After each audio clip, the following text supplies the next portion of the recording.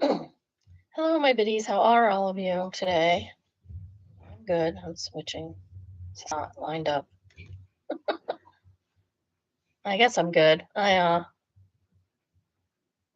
got a little behind today. I don't know how. But uh yeah. So I was supposed to start this 11:30. I got started at 11. Had to make coffee because I hadn't done that yet. I had lunch at 10. Started lunch at 10:30 and realized I hadn't had coffee yet. If I don't, I will get a headache. So I had to make coffee before I started this. I had to switch the laundry. Yeah, so it's been a day already. Still have to take the garbage and recycling down to the corner, to the curb. Um, Grocery shopping. I'm tired. I don't know why. I got better sleep last night, but not enough apparently. So yeah, it's been fun. So fun. I hope all of you are having a better day. The weather's beautiful. I have no excuse about the weather. See, I'm already getting a headache. I got a headache yesterday.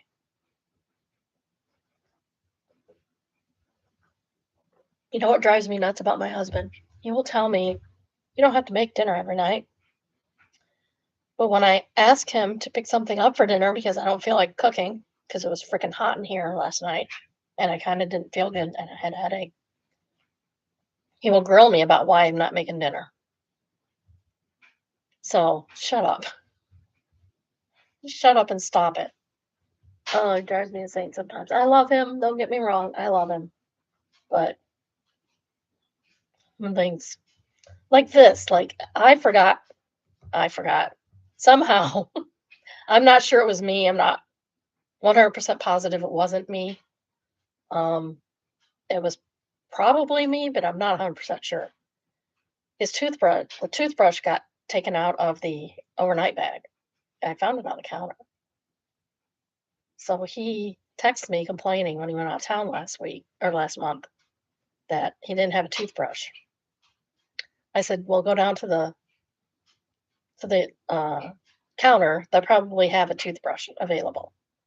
So he went down and he said, "This toothbrush sucks." He says, "But the toothpaste is adorable." Look at that. Like I have really small hands, guys. Like my grandkids' hands are almost as big as mine. Isn't that the cutest little thing? It is. How big is it?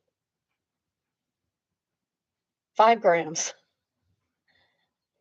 0.17 ounces. 5 grams of toothpaste, but it's adorable. It's so cute. So yeah, that's where we're at. I have wind today because I have the windows open. I don't hear any birds right now. Um, I don't know what that is. I don't know what the air quality is right now. Let's find out. UV is high. That's fun. Do I have air quality on this one? Humidity is only 45%, which is like really low for Michigan in the summer. That's like desert here. That might have been desert. Air quality is 37. Yeah, so it's good. It says it's good.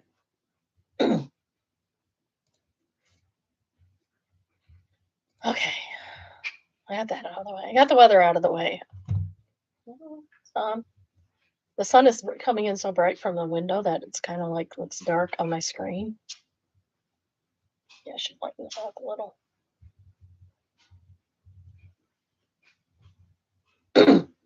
It can be adjusted. It can be adjusted. What else is going on? Yeah, still can't eat lettuce. Definitely can't eat lettuce from Taylor Farms. They never told you you could. Just saying. Everything is traced back to them, even though they had a meeting in the White House. I wonder what that was about. I can guess, since they're billionaires. The owner is a billionaire. You do the math and connect the dots. Just a second. I got to do something real quick right over here. I'm not even getting up out of my chair. I don't think I have to get up out of my chair. I have a blind on the door because my door's all glass on that side of my room. And I was floating up with the breeze. There's a nice breeze.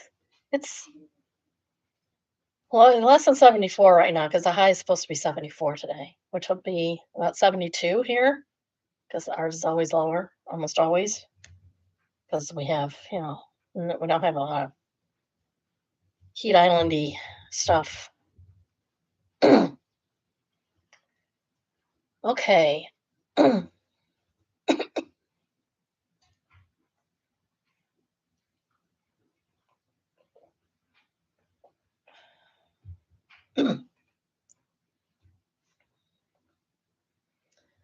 All righty. I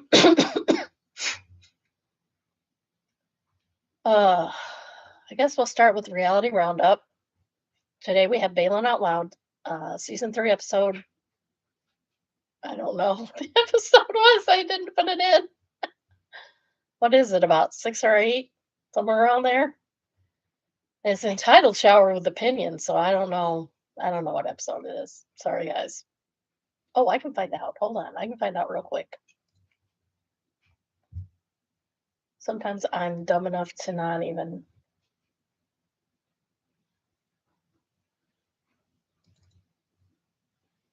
And out loud. Episode 9. I was wrong. It's episode 9. I'm going to put that in so I don't forget again.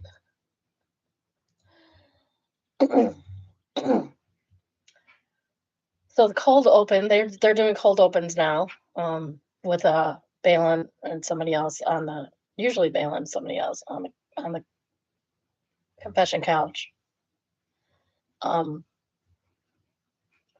So the one for this one is Colin is asking for a warning before Bay hits him in the groin. He wants her to stay apple before she hits him, and she's, of course, takes about an apple. The real open, they're still setting up the bridal shower, but it's all coming together, and Sammy is very happy. Sammy, who did nothing but order stuff and eat Cheetos, is very happy about it. She loves it. Just keep that in mind. Balin is wearing a cute pink dress with spaghetti straps and a tiered skirt. Most people got the memo and wore either pink or flowered outfits. Oh, wait. Burke has a girlfriend. I did not know that. Good for Burke. His girlfriend's at the shower. She has not been mentioned at all, I don't think. Unless I'm not remembering and my brain is not the best. So that could be a possibility. Balin's really happy. Julia announced that for some reason, and this seems out of order to me, they do the gifts first. Julia announced that Balin won't be opening all the gifts because of the pressure for her. She ticks when she's in front of people. So she presses it, and it does not go well. So she's not going to open all the presents at that time. She does open Colleen's gift. It's Colin's sister. Really, really hate those matchy names. Colleen and Colin, ick. Just give me the ick. Like, pick a name for your kid. Don't name them the same thing. So literally naming them the same thing. Colleen is the feminine version of Colin. I like Colleen and Colin, but separately and as people, they're fine. It's not their fault that parents gave them weird names. I mean, it's forgivable, I guess, if they're twins, but these guys aren't even twins. Well, anyway, Colleen gives Balin a ring that says Dupree on it. Colleen says the idea is that you still remember Balin Dupree as you get married. I really do like Colleen. Sammy brings out a sash because she forgot to give it to Balin that says future Mrs. Dooley on it. She gets a lot of Dooley named stuff from Colleen. Then they do the food, and it looks like these giant salads. Yeah, I mean, I like a giant salad, so give me, please. Sammy indicates that she's not going to eat much. She said, literally says, like, how much of this do you think I'm going to eat? Balin compliments Sammy again, and Julie asks if the theme came to life, and Balin says it did. Sammy eats a tiny bit of salad, but she's still eating Cheetos. Sammy, throw Cheetos away. You need to eat real food. Balin tells Julie and Sammy about the potential house purchase. Julie asks about the offering state, and Balin says they can't do that until the internship is approved. It seems to ease Julie's concerns a bit, but she still thinks it's rushed and underthought. Sammy says, I'm sorry, but that's the dumbest idea I've ever heard. It's not. It's not, Sammy. Balin snaps back with, you renting, you waste all your money that you pay. And then Sammy interrupts her and says, are you staying there forever? Are you staying in Myrtle Beach? It doesn't matter. People buy houses all the time and move in a couple years. It's fine. Like, I know people in the military that buy a house every time they're stationed somewhere, they buy a house. Sometimes they sell it, sometimes they keep it and rent it out to other sailors that are in the Marines. It's fine. It doesn't matter. I think they have 3 houses. Or at one point they had 3 houses. One in Oklahoma. Believe it or not, there's a naval base in Oklahoma. I know that's crazy. One in California and one in Florida. They've been in Florida a while now, so maybe they got rid of the other 2, but I'm not sure. Then she asked about price range, bedroom, and stuff. Like they wouldn't have already discussed that.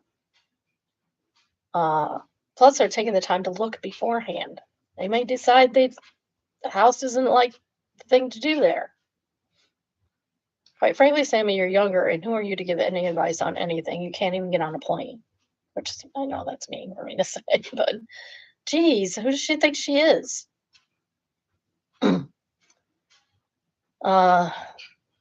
Then she says Balin doesn't know what she's getting into. Again, Sammy, how do you know? Colin's going to real estate and you're a nanny. Did you graduate from college? Because if you did, you're not doing what you're supposed to be doing. At least Colin's going into an actual career. I realize that there are nannies that are career nannies, but she went to college. I'm sure she didn't go to college to be a nanny, you know? And I mean, I can't say much because I didn't do what I was to college for, but at least had like jobs that require actual skills. The reality is I just don't like Sammy at all. Honestly, it screams more of jealousy from screams of more jealousy from Sammy than anything else. Every time she disses Balin, it seems like it's just from jealousy because her life didn't go the way she thought it was going to go. She moved to Kansas for a boyfriend. Girls, don't move to Kansas. Don't move anywhere for a boyfriend. Unless you have a commitment, like a ring on your finger, don't. Because you don't know if that's going to work out. And honestly, Samus should have never done that because she needs more help from her family than Balin does at this point. Balin says she does have her own doubt, but she's not asking for opinions and needs support. Julie says Balin has done so well, now she's leaving to start over. Yeah, Julie, people do that all the time. You've done it. She's done it multiple times, probably, because her husband works for the government. I'm sure she's moved multiple times. She's probably moved the whole family more than once. She's done it, and she's talking about doing it again. So she has no room to talk here either. Sammy then calls Balin crazy, and Balin gets up and walks away and says she'll talk to her later. Julie gives a speech or starts a speech. She doesn't really get to give it. Balin tearfully thanks everyone. Balin thanks Sammy again and asks to talk to her later. Sammy seems skeptical. She thinks she's messed something up. Yeah, you have. You messed up your relationship with your sister. 3 hours later. Literally what it said. I did the accent. It's bad, I know. I'm no mimic. I am, but I'm not. Bailey and Sammy go to Sammy's hotel room. Balin says she's tired, and Sammy says, "Yeah, I'm freezing too." Balin clarifies that she's tired, not cold. Sammy keeps complaining that she's cold. Keep that in mind. Balin isn't worried about Sammy's concerns about the move or the house, but the bridesmaid's dress still bothers her. Balin tells Sammy that she was lit earlier about the move, and she called her bridezilla and was hostile in Kansas. Sammy says, "Jesus, Bay," and says it wasn't a bad talk. Yeah, it was, Sammy. We all witnessed it. It was not good. It was bad. It was bad. You were not behaving correctly.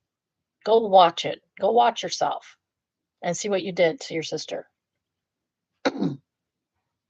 Sammy is very sarcastic during her talking head. I don't think Sammy's taking in and considering what Balin is actually saying to her. Sammy says if they called her bridezilla, she'd be fine with it. I highly doubt that.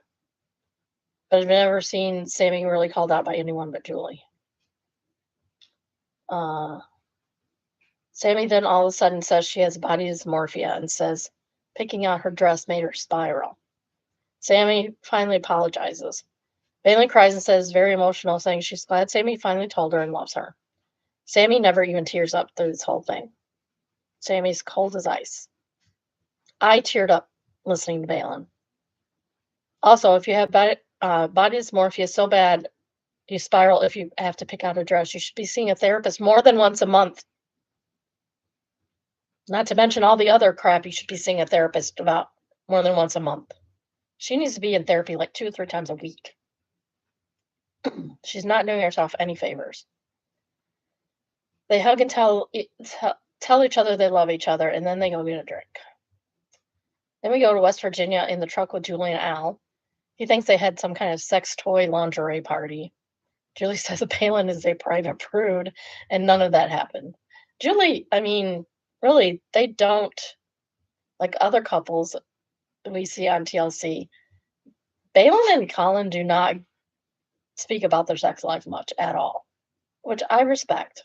It's good because nobody needs to hear those stupid jokes. Nobody wants to. Like Trent, shut up. Especially Trent, shut up. uh, Julie tells him about the house purchase. Julie thinks it's not realistic to fit everything Colin and Balin in their time frame. Al says Balin lets her thoughts control her thinking. I think that's normal. It leads her to dark places. I'm not sure that's how I would phrase that at all. Al didn't get his transfer, but is still planning on moving and staying where they moved to through retirement. I hope he gets stationed in Michigan. It is not warm here. Back at the apartment, Balin gives Colin the rundown on what happened with Sammy in the shower. Colin's glad they worked it out. Apparently, Colin is the wart and Balin is the laid back one in the relationship. Which I find it funny because that's the same with my husband. He worries about everything. Why should I worry about anything? He worries about everything. There is something underneath that. Oh. Thanks, potato chip.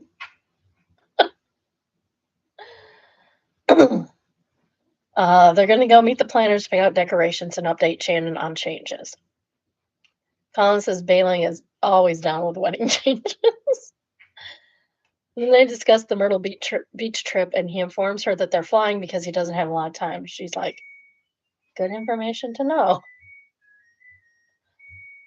He says he has a surprise for her, and there it is, the rainbow dress for the rehearsal dinner that she wanted. I'm sorry, everybody hates on this dress, but I love it.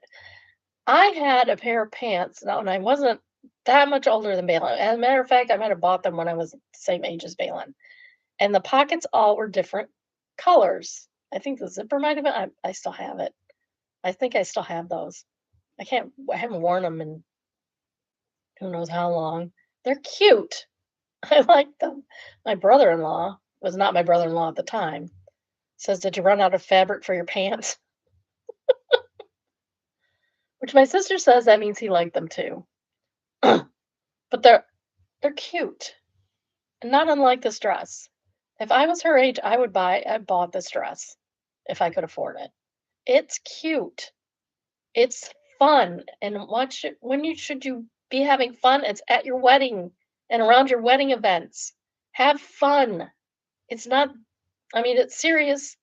The ceremony itself is serious. Everything around it is just fun. You should have fun. I probably didn't have as much fun as I wanted.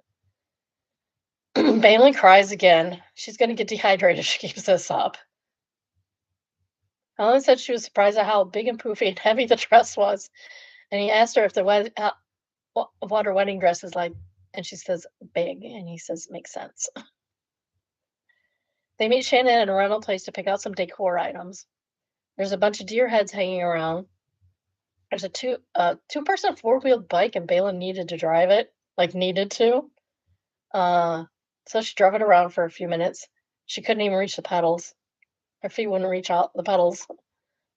She exceeded Colin's expectation with driving the bike, so that's good because she doesn't drive. Remember, because she can't because of her physical inabilities. They pick out some sparkling napkins and a pink bar. She does ask him, "Is the pink bar okay?" And he says yes. Then they want to go over changes before they part ways. The changes are no dogs in cars.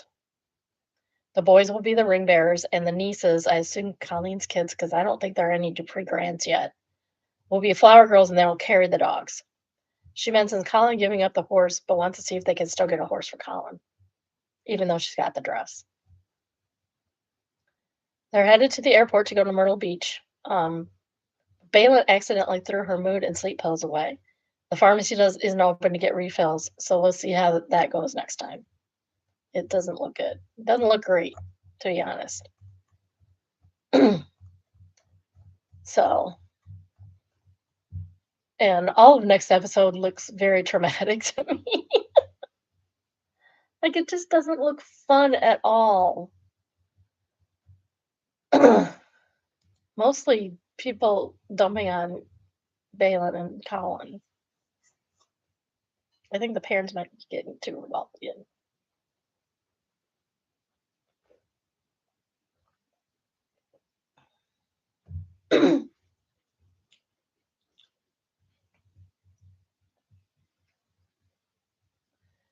All right, first we have Petty Revenge, and it is entitled Revenge on Scumbag Porch Pirates.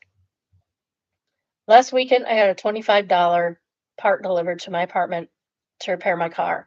I couldn't find it and checked the image of where they left it. The delivery driver left it outside the complex on the winging sidewalk. Why do they do this? I've had this happen. Where I used to work, there's a field, literal field between the road and the building I worked in. It's gated. There's a gate. All you have to do is push a button and somebody will let you in, especially if you say you're delivering something. They get deliveries all the time. It's wedding venue. So on Thursday, like every delivery agent in the country is there delivering stuff for the weddings. Flowers, food. Like they have the kitchen. They cater their own weddings there. They have other banquets and stuff there. You can't bring in an outside caterer there. So they have a chef and everything. Chef Mike. He made good food, by the way. We had people leave it at the mailbox outside the driveway on the road where we couldn't even see it.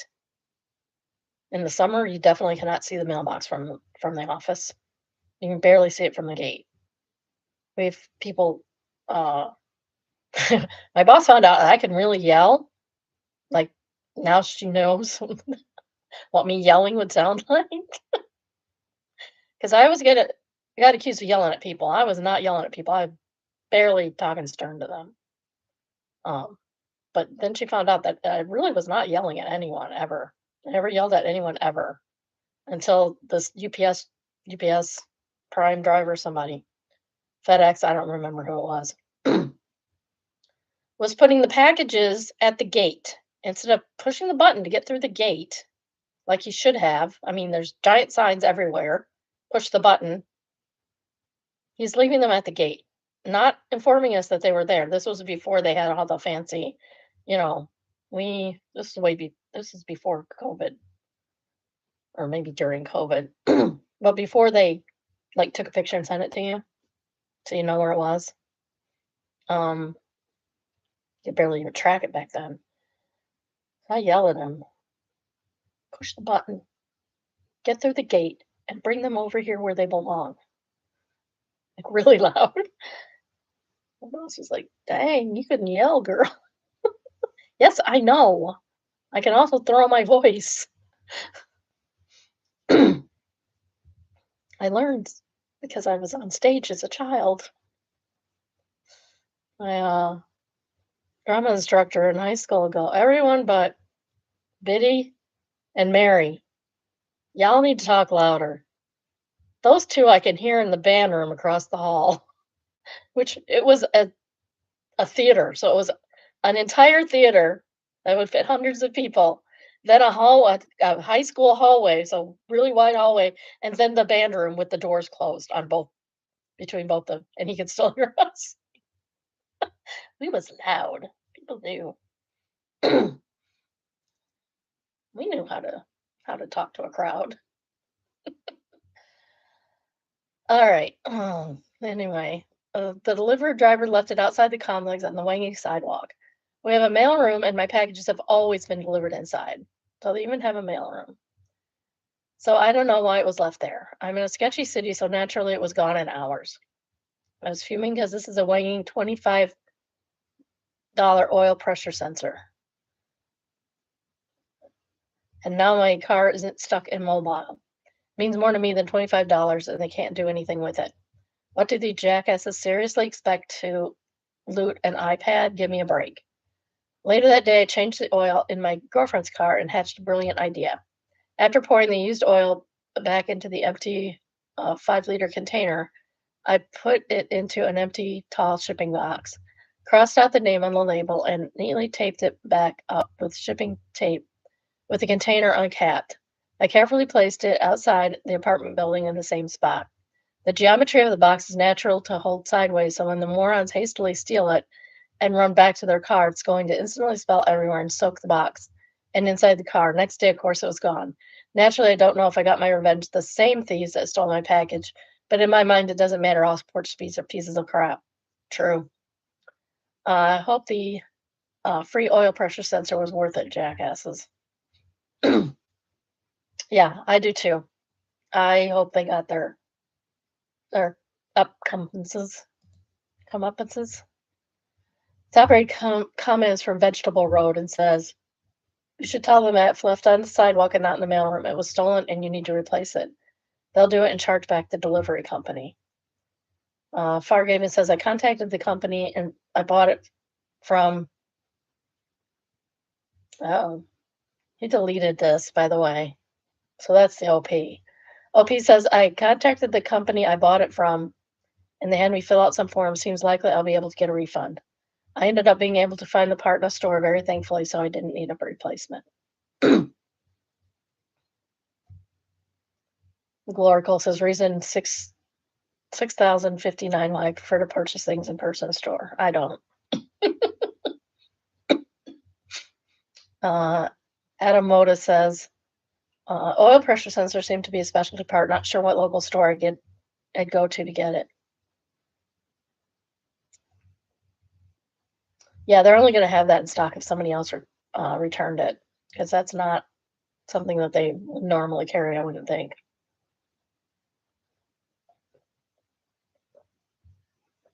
Next we have, am I overreacting? AIO for not wanting to engage this person anymore.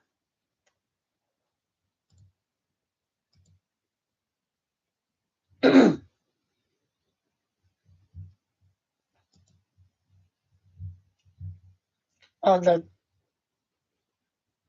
text they posted, is not anything. It says, hey, so tonight maybe canceled my homegirl at 6, so I may go with another girl and be in her section. Cool beans, have fun. For context, this person invited me out a week prior to go out with her and another friend. She later sends me this message the same day we were supposed to go out. I'm autistic, so I don't know if this is normal behavior with relationships. I wouldn't cancel on someone like this. I wouldn't either. That's rude. I would have probably just found other plans for us to do and not say I'm going to hang out with another person instead. Am I overreacting, thinking I really don't want to be friends with this person? I really don't know how this friendship works. Friendship stuff works. Please help. Aw, I don't either. I'm 61. I still have not figured out the friendship stuff. Get it. Here's more context. We were supposed to go to a bar where everyone could get in. The plans were made 9 days prior to this. She dropped me to go out with someone else once she found out the other wasn't going. What is also driving my feeling of confusion is that she doesn't make backup plans with me. She messages me a week later being nice. Update, I blocked her. She texted me today just talking about how she reached out to her ex that she claims was emotionally abusive to her, but doesn't have the energy to put forward a friendship. Yeah, okay, buddy. I mean, you're not required to be friends with anyone that you don't want to be friends with for any reason.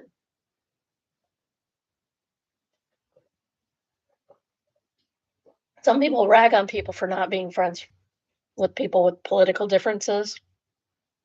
I'm sorry, if your morals don't align with mine, then we're not friends. Sorry, not sorry. Major credit says, Nor, ditch them fast. Small peeper, big heart says, yeah, this is the laziest excuse to cancel on someone. They're going to a bar. It's not like there's assigned seating. They simply just don't want to spend time with the OP unless there's a buffer friend. Yeah. Girly Pop number 26 says, yeah, that's rude of them. Props to them for being honest, but that's crappy for a friend to go back on their word and basically uninvite you. The silver lining is that your response is perfectly honest.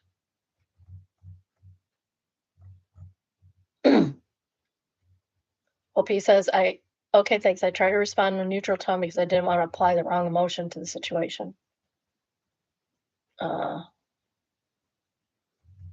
so that was, I don't know. So then she texts again, what's up? How's everything been? Just like out of the blue, days later. How dare she? That's so mean. Saxoplane says, so outside my confusion, totally ignore. Canceling at the last minute is rude and dry. A sick have fun is totally good response. My own personal curiosity, care to share any details of what y'all have been planning? Why is it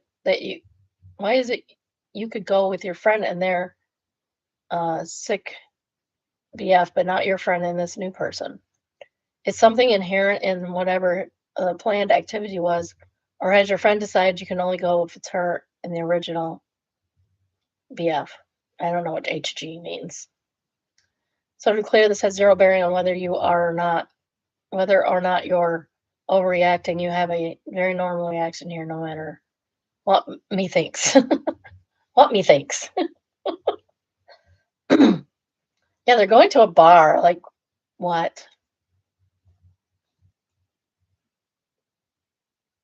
Oh, they have sections in the bar that are paid for spots. Weird. I don't. I don't do clubs, so I wouldn't know. Acceptable house says Nor. You're the backup friend, the one they only hang out with when their preferred friends aren't available. You deserve better than that. Ditch them.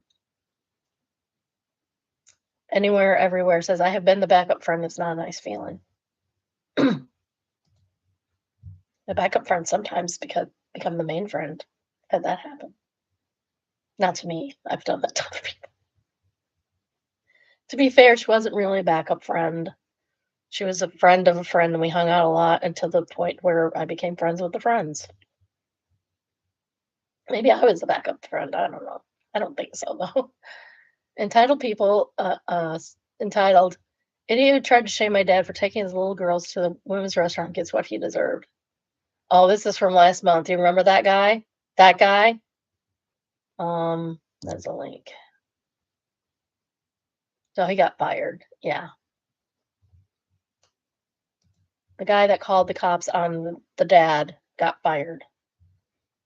Justifiably so. Oblivious Amphibian says, ironic the guy on the phone with the police was standing partway into the women's restroom. Yeah, with little girls in there. Party Custer says, you know, he saw that little girl crying and he didn't care he was scaring her. He just kept on with his a-hole self. Capital Pass was, that's the worst part. He just didn't care about the kids at all. He didn't. He only cared about himself. And why? I don't understand why the women with that guy couldn't just go in and use the stall like a normal person. Like the dad was clearly in there with his kids. He's not a pervert looking at you. I would have gone in, flaunted myself in there, and gone to the restroom. Instead, you have to make a big deal about it? What the heck? What is wrong with you? Wake Up Me says he ended up getting the day he deserved. The young dad did such a great job of remaining calm, continuing to focus on his daughters instead of arguing with an idiot. Yeah, he did. OP says he sure did. I'm all for that. The dad handled the situation so well. I don't think I could have held my temper when he scared the little girls so badly they started crying. Exactly. I would have been livid. Several honeys says it's not easy being a dad of two girls. Been there. Now there's a girl granddaughter on the way. Propaganda Red says real men get daughtered. Several honey answers, well, it's our fault. It's true. It's your own fault if you have girls. It's your own fault.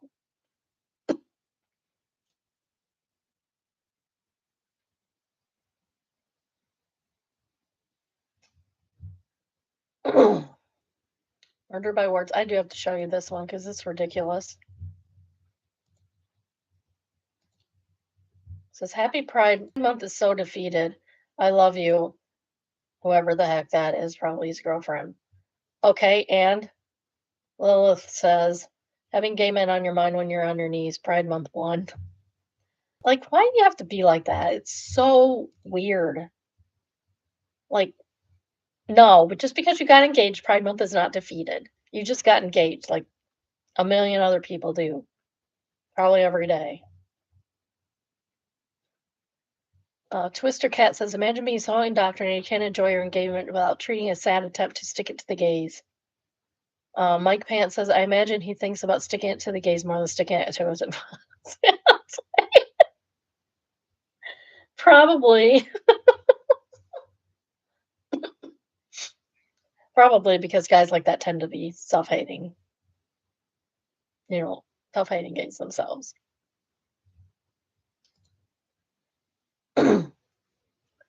Mangert says, mentioning your homophobia in your marriage announcement is certainly a choice. Choreomatic Cat says, gay people no longer exist because one man proposed to his girlfriend. Take that.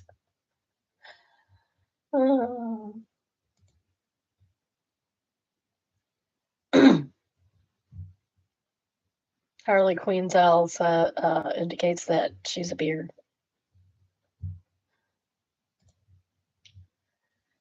Next we have bad reviews. Bad 1-star reviews. We have 1-star reviews. Not all of them are bad. Still at the Black Canyon of the Gunnison National Park. This is from Adrian in Colorado Springs. Bad government. Because the government could not play nicely together, they went ahead and stopped our enjoyment of our national parks.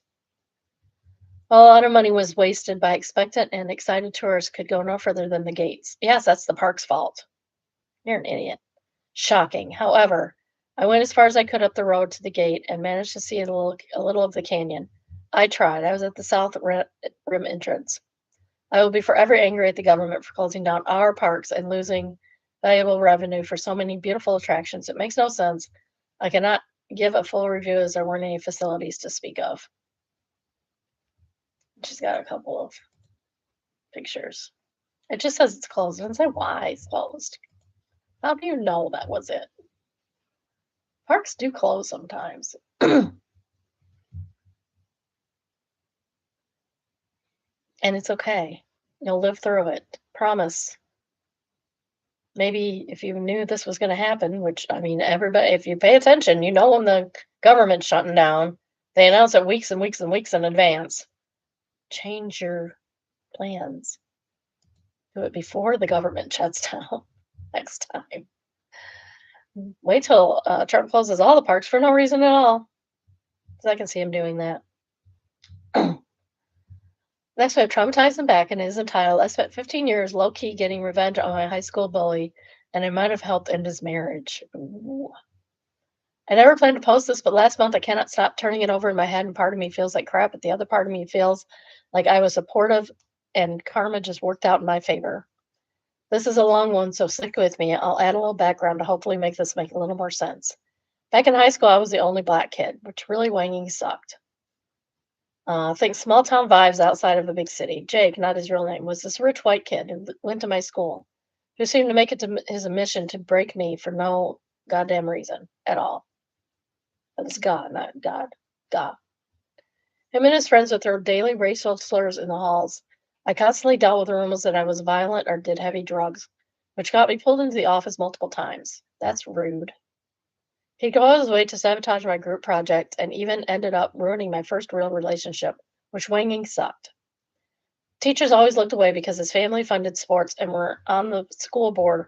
When it came time for me to graduate and leave school, I was angry and I carried a lot of serious scars. I feel real sorry for you. I'm sorry this happened. I hope you had good friends as well as this bully. Maybe concentrate on them. You can't let a bully ruin your life. Living well is the best revenge. Put them out of your mind and go live your best life. I never forgot him, but I did not keep up with him or anyone, really anyone else from high school. For 15 years, I had zero idea what his life was like.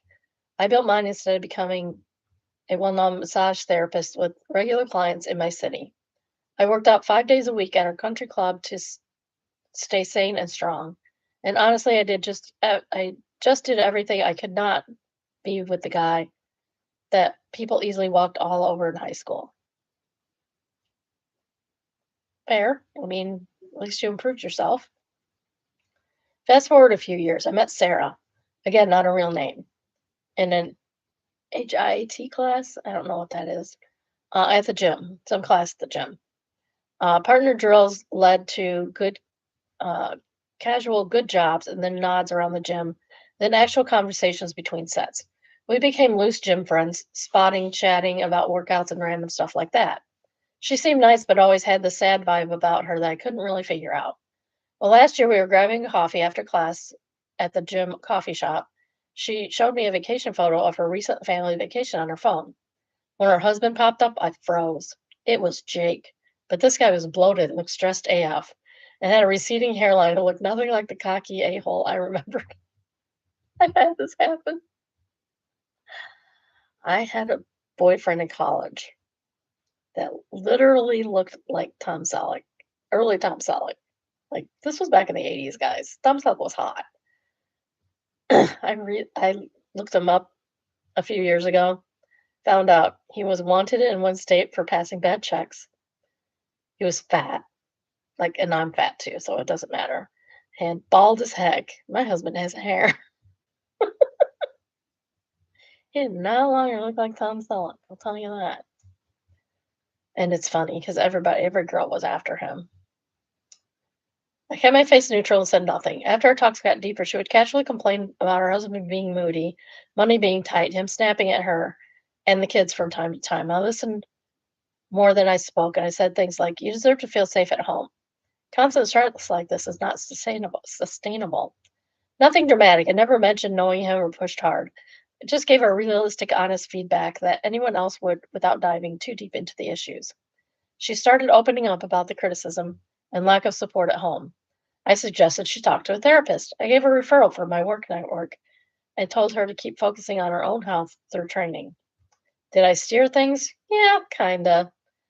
But marriages are complicated. I did not know how much it was me versus years of her own issues.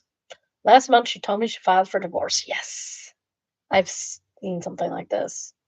Um, there was a couple that used to camp at the campground I worked at, and she was from Colombia. She was beautiful. and he just emanated a-hole vibes. Like, they just dripped from him.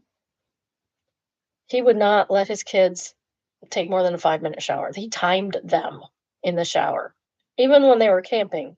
So it wasn't a money issue at all. And it wouldn't have been a money issue because people there, if you couldn't afford to shower for more than 5 minutes, you shouldn't be able to afford that campground. Um, you had to buy a membership to it. He just, oh, one day I was sitting there with my nice face. I have resting nice face. I don't have resting bee face. Um, I was standing there, and he looked at me. He goes, "Do you ever smile?" Like, yeah, I smile all the time. I just don't smile at you because you're an ass. I didn't say that, of course. um, and then she finally left him, and I was never so happy. And I had conversations about her. She would complain sometimes, and I would say something like, "Yeah, he does come off as the nicest person. Yeah, you deserve, that's not really normal behavior." So she finally left him. There was a big kerfuffle with the camping thing and who got what in the divorce. It was a mess. It was a mess. But I'm glad she got away from him. I hope she's not in a detention facility somewhere because it wouldn't surprise me if that happened nowadays. So I worry about her.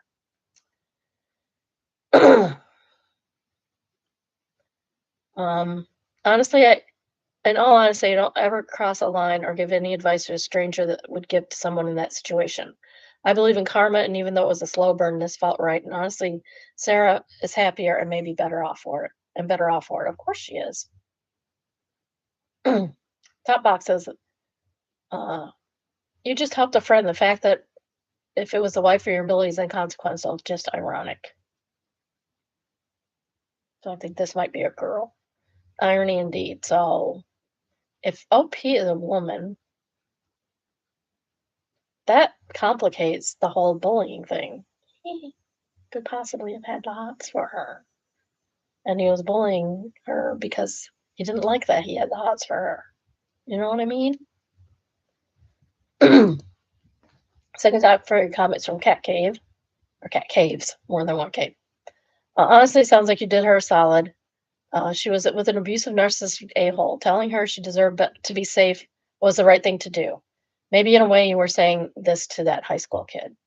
Yeah, that's possible too.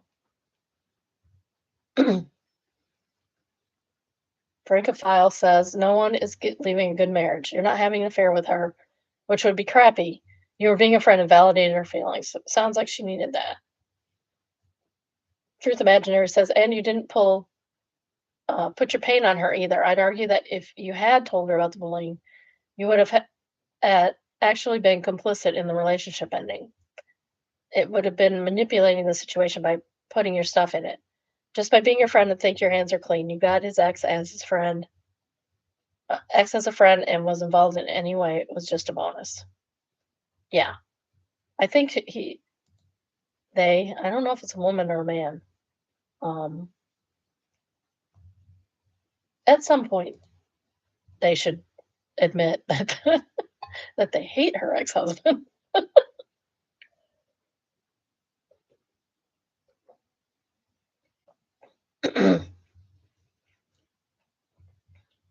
This is from What Should I Do? It's entitled, I bought him souvenirs from abroad and got dumped mid-trip. Should I still give them to him? No.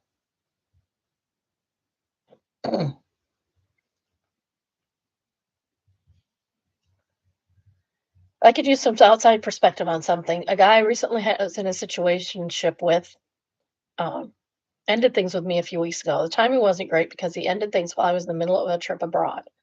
The reason he ended things was because he decided to get back together with his ex-girlfriend. As far as I know, they're back together now. Before things ended, I had already bought him a few gifts on the trip I knew would like them.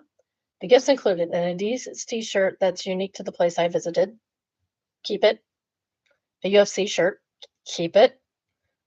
A beanie from a brand we both love. Keep it.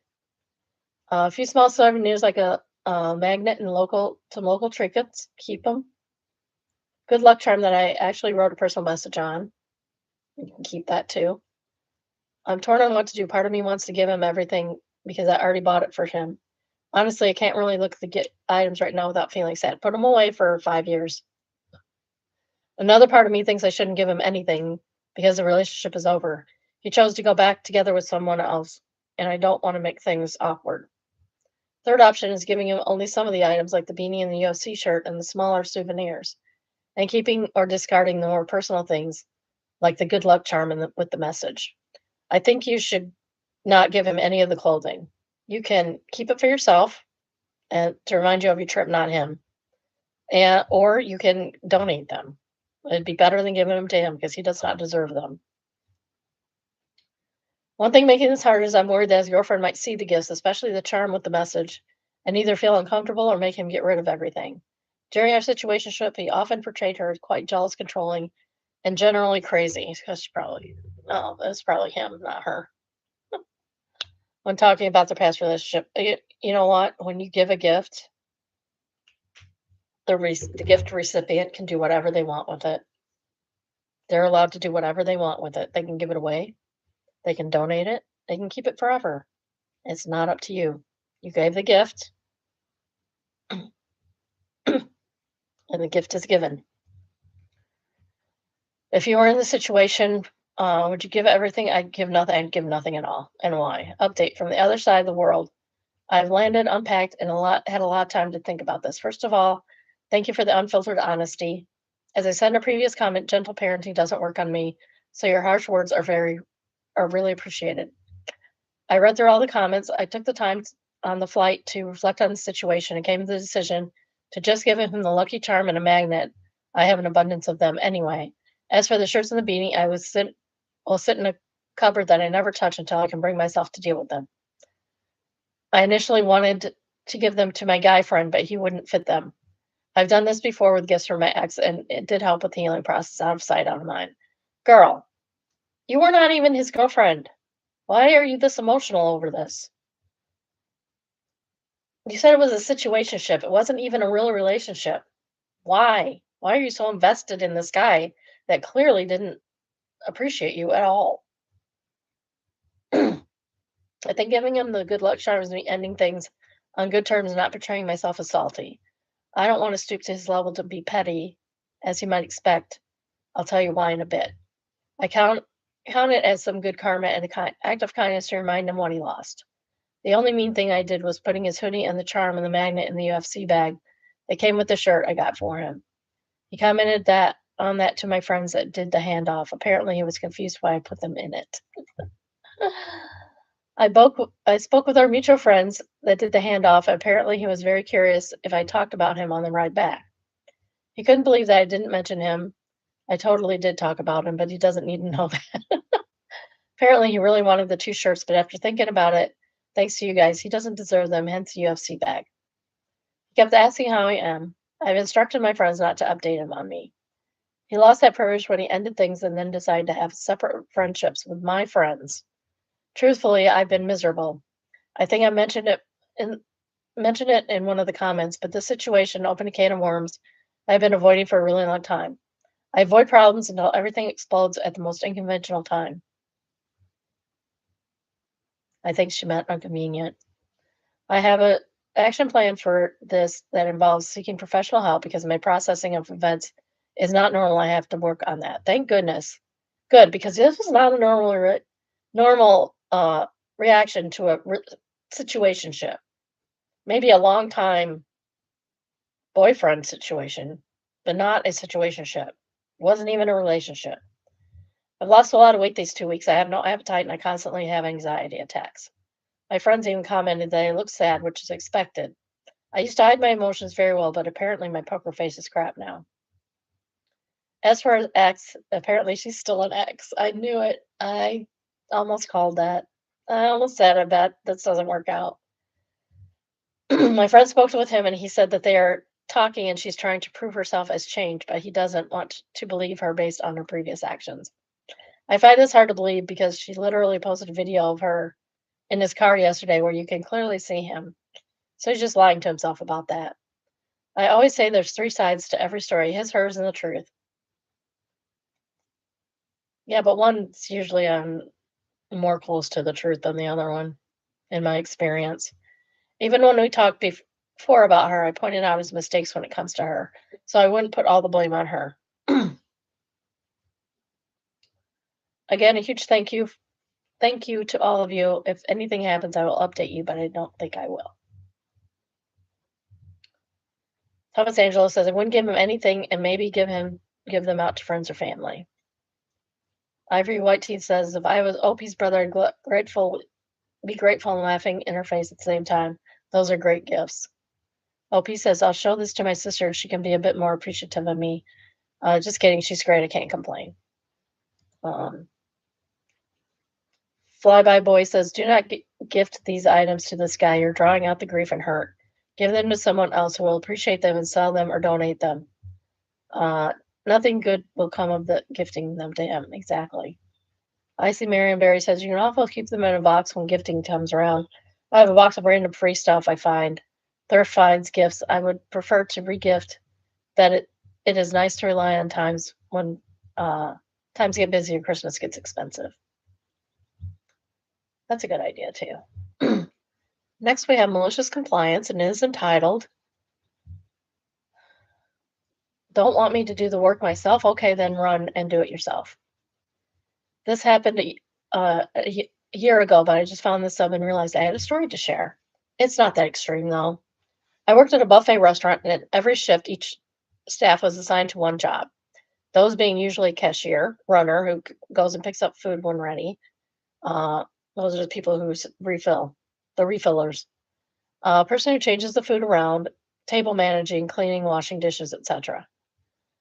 I was usually the runner because I was faster than everyone else. We needed to walk a long way to the kitchen to pick up food, come back.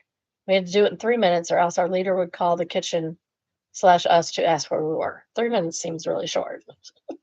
Seems really short for that kind of thing. There's a counter between the kitchen and the corridor that you pass through with the cart. Usually you can go in and ask for the food and they'll put it on the counter in a few seconds to a minute. You put it on the cart and you can go back into the restaurant, but sometimes it'll be understaffed. And if we are in need of something simple like sauces, green onions, or jam, we usually get just inside the kitchen and grab it ourselves. It's not a rule, it's just something that happens sometimes if we were really busy. In that case, we were in need of some sauces, one or two food items, and onions. I knew where all the sauces and green onions were, so after asking them and waiting for more than a minute, I shouted, coming in, grabbing green onions, and went into the kitchen. As I was pouring the pre-cut onions into a bowl, one of the chefs walked by in my direction, screaming for me to leave the food, and that was not my job, and that I was doing it wrong. I was not. I asked him why, because I've been doing that for years at this point, and he said it's just job to do it, and I'm only supposed to ask and wait. So next time I needed something, I entered the kitchen, and as the chef was prepping something else, I started screaming, sauce one, sauce two, green onions, honey, this, also something else, until I finished the full list, which were mostly things I knew where they were and could have grabbed it during the time I was screaming the names and waiting. Chef didn't say anything for a few seconds, so I screamed all of it again. And on the third time, while he was grabbing one of the sauces and placing it on the counter, he says, it's just me here. Stop screaming. Just put the paper there and wait. I responded that I have to go back to the restaurant in 3 minutes, or else they call to check what I'm doing. And I would have to say that he was taking too long to bring me the stuff. He said, okay, just go in there and grab it. I reminded him that he told me the other day that I was not supposed to touch anything because it was not my job. But I guess he changed his mind because he just said, forget it and just do it. But I reminded him again that he made it official that I can't do that. So I would have to contact the leader to make sure that I was allowed to. And the chef had to run around the kitchen for a few minutes to grab everything I needed, never complained about us being inside the kitchen afterwards.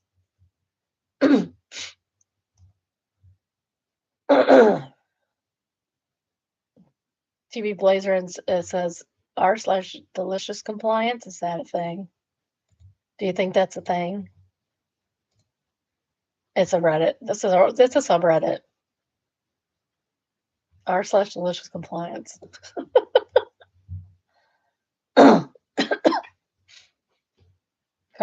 Farrell says, I'm so glad that's real. Me too. Alaskan Druid says, I remember back in the day when it was incorrectly acceptable for chefs to scream at people. Thankfully, properly managed places nowadays don't allow that abuse unless you work for Gordon Ramsay. Actually, I went to a Gordon Ramsay restaurant and nobody screamed. And it was opening day and no one screamed. Coder Joe says this is why they should only hire adults. OP says everyone hated that chef in specific. He was always rude. I think he just needs to scream at me for any reason he could find. Thankfully, he doesn't work at that kitchen anymore.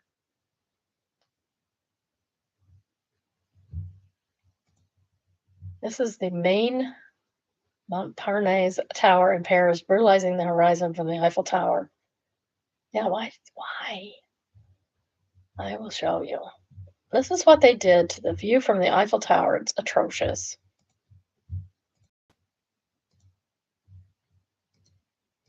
I'm sorry, that's atrocious. Why would you do that? Why would they allow them to do that? No. It's terrible. I mean, there's another couple buildings, but they're lower than the horizon. I think this is some kind of hill. If it's lower than the hill from the Eiffel Tower, I can see allowing it. But this sticks out like a sore thumb. Why would you do that, Paris? Why? Why you do that to people? That's awful. Like, you got to build up to that crap. I don't like it. It's terrible. It's evil. Zytrom says it's a really creative way to ruin the view. No, it's not. It's a terrible way to ruin the view. Ruining the view is a terrible thing.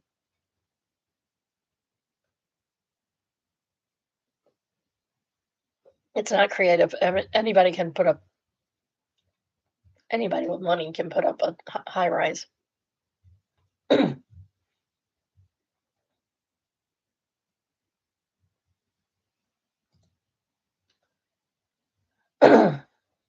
Odyssey says that tower said to have the best view in Paris because it's the only place from which you cannot see it. I thought Theo says this was a recycled joke that was initially about the Eiffel Tower.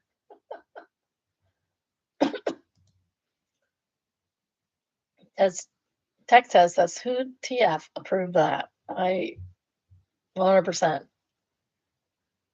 Intrepid Walk says, to be fair, it was pretty common in the late 70s. We should embrace modernity. Who cares with a quaint view? That doesn't make it right. I still hate it. Combat Carl's Hand says, that's really an eyesore. It is. It's horrible. It's not even attractive. At least the Eiffel Tower is interesting. It's not your normal brick, tall, stupid building. Tall brick, stupid building. I don't know. Either way, that building is stupid and I hate it.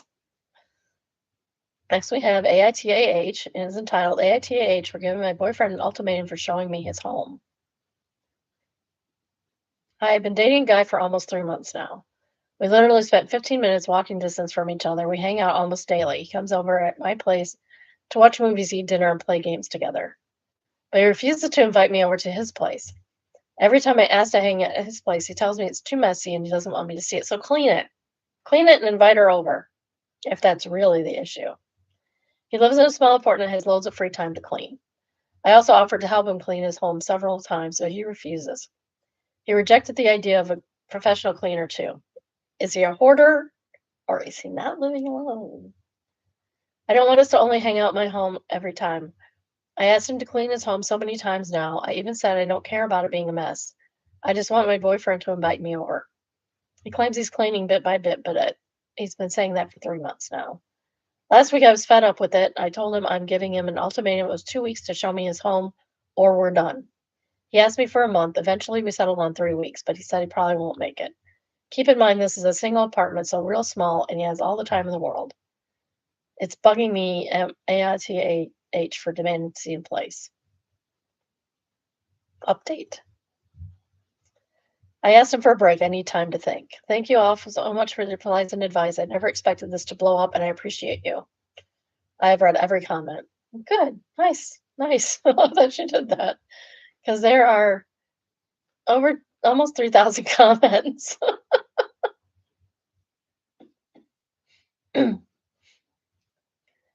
To answer some questions I've seen, yes, he doesn't have a job, so he has a lot of time. Why are you dating someone without a job? I'm asking the real question. Why are you dating someone without a job? Where do you think that's going to lead you? I know where he lives because we live so close to each other. We walk each other home, and I've seen him come in and out of his home. I'm simply not allowed in. One thing I'm absolutely sure of is he isn't married or dating someone else. Are you absolutely positively positive?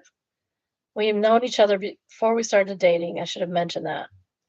Claims his home is just a mess, and at the time I gave him wasn't enough to clean. It's been 4 weeks now, and I made this post 1 week into the ultimatum, so I actually gave him the full month he asked for.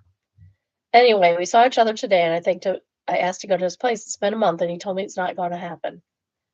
I told him I'm fed up with it, and we need a break to think, since this issue isn't the only thing bothering me. I'm not sure I should get that deep into this post, but basically we have different views on certain important topics like work, faith, and discipline. Okay, well, no. You have different morals. This is never going to work. So that's why I asked him today that I needed a break and to really think about the future. He got upset and asked me if I realize what this is doing to him. Do you realize what you're doing to her, sir? But that he truly is working really hard to clean his home for me. How dirty is your house? How many rats live in there? Made me feel really bad, but I don't know if I believe it. I want to, but 4 weeks, and even before the ultimatum, I've asked him 1 month into the relationship to show me his place, even if it's a mess. So he's been cleaning for at least 2 months. I'm torn. I want to end things because I don't see a future for us, but I do really like him. I know the update is he needs more time to clean. Well, I need more time to think.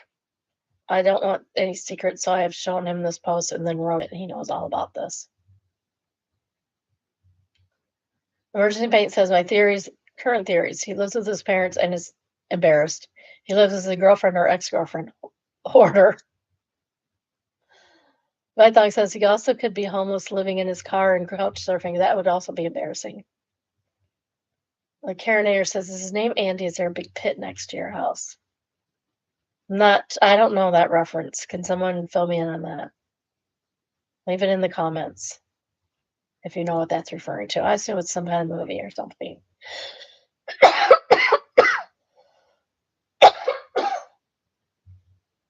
Back to this again. Got farther than yesterday, though. Hey, Maddie says, are you sure you're the only one? My drink's gone. My former boyfriend said he had a roommate he used to date. She didn't have any money and lived in his basement bedroom until she got her own place. I visited a few times, but not very often. She was working when I visited. One day he was on a business call and I went to the bathroom. I brought 6 safety pins and pinned the basement bedroom top sheet to the bottom sheet. A few weeks later, I came to visit again. It was still pinned. I didn't even say a word, so I just grabbed my purse and left. Dozens of calls, flowers, spontaneous visits to my work. I refused to even talk to him. I ran into him maybe a year later out and about. He begged for another chance because he had no idea why we broke up. 6 pins, that's why we broke up. He says, huh, what are you talking about? It took me 6 pins to prove you are a liar, not interested. That was 45 years ago, and they are still together. They never got married. She was just okay with being his meat platter. And ended to inform that it was Julie's reference when I ran into her years later and asked why she stayed with him knowing he cheated. She referred to other girls as his buffet where he gets to sample different foods, and she was his home meat platter. Weird. How I would never be okay with that. Financial I-400, this is for you. Second edit. In Minnesota, it's cold. We use heavy blankets and sleep between 2 sheets. If he had a roommate that was platonic, she'd be sleeping in the lower bedroom, pinning sheets together, and then finding them still pinned 6 weeks later means nobody used the bedroom. Exactly. Ergo, they were not platonic and he was a liar. Okay, so Kia Diaz says, quotes, that was 45 years ago. They're still together. They ask, the couple or the bed sheets? Both. Tuckinator says, this is magnificent, and I'm angry at myself for not thinking of it. The second top rated comment is from Bulbasaur Ranch. You're going to be single in 3 weeks. Pickle Matt says, and it will continue to give him access to her home and her body in the meantime. Yikes. He was already not single. Which is worse? A, he's a hoarder, B, he's a liar. Winter Harbor says, as a child of a hoarder, this is actually a really weighing, tough question. Regardless, it's a no for me, dog. Neither typically make for good relationships. The hoard itself is a lot, but the psychological stuff and the thought process, behavior patterns of a hoarder are intolerable. I have empathy for the hoarder, but couldn't be with someone who isn't at least in the stage of awareness, openness, and working on their craft, which sounds like OP's partner isn't, because it's going to destroy their relationship.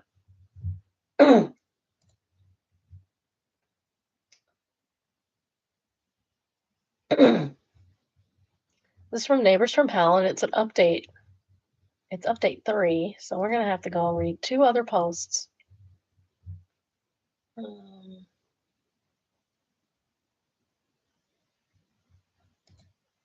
Let's hit the wrong. I always get the overview instead of the one I want.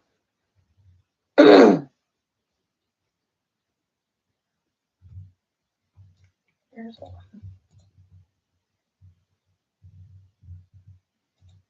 There's 2. Okay. First one is an entitled people, and it is entitled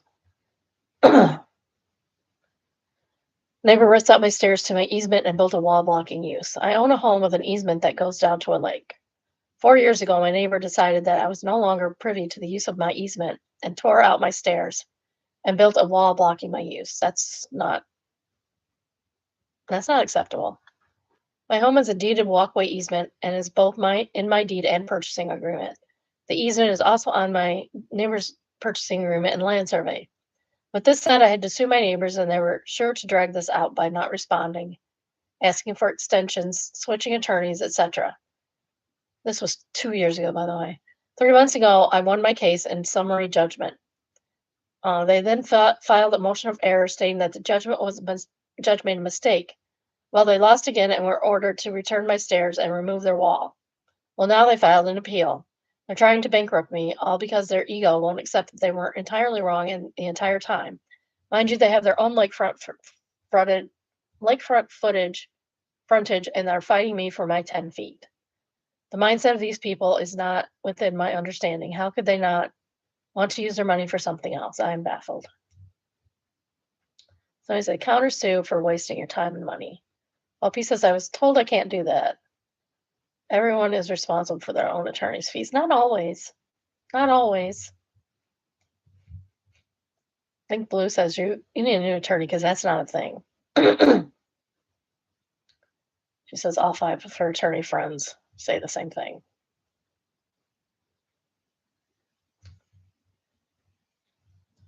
Update on neighbors who ripped out my stairs.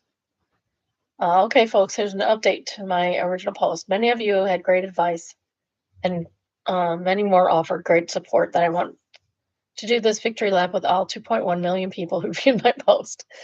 I won at the appellate level. The document that the court provided put them to shame. Hopefully it ends here, but I have been told they have 45 days to appeal. They are so entitled they just might. They would rather throw thousands into a black hole to stop than the BS. Wish me luck, folks, because I'm not sure I can financially survive another season of this unending courtroom battle. I know the battle isn't over, as I will probably have to take them to court when they choose not to put my stairs back in, which again, they will probably do this. Let's wait and see, but for now, I'll wave my victory flag. Someone suggested a GoFundMe, which is not a bad idea. Update 3 a month ago. So this has been going on for 2 years. Hi all, I had 2 very viral posts regarding the issue, and I wanted to give the current tea on this because it keeps getting more and more ridiculous. Oh my goodness, no, you poor thing.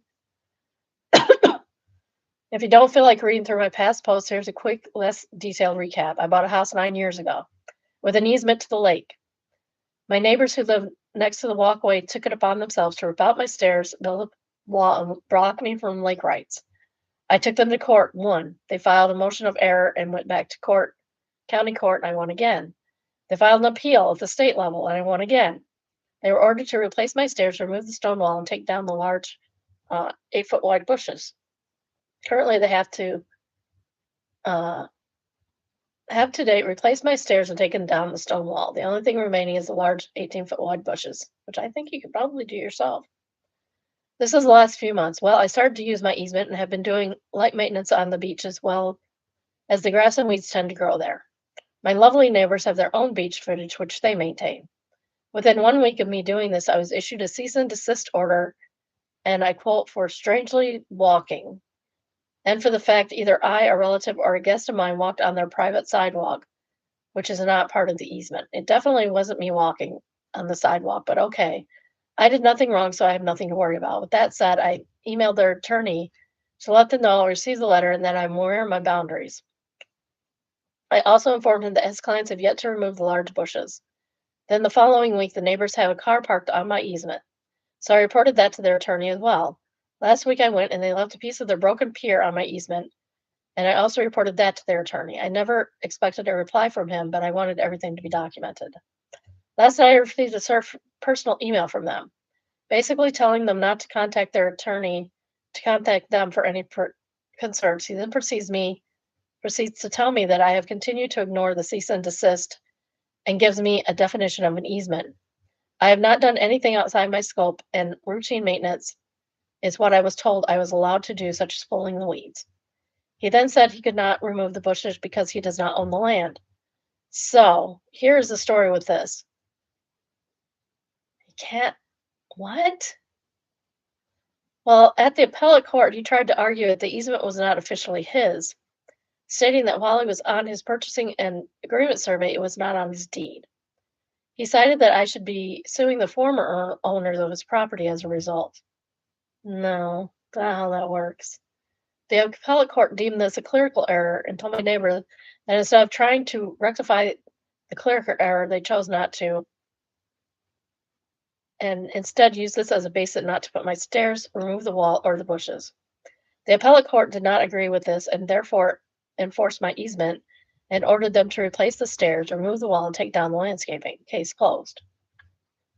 So now my lovely lawyer sent me an email, both telling me that I can and can't do, but also telling me they don't own the easement. If you don't own the easement, then there's no easement and she owns it.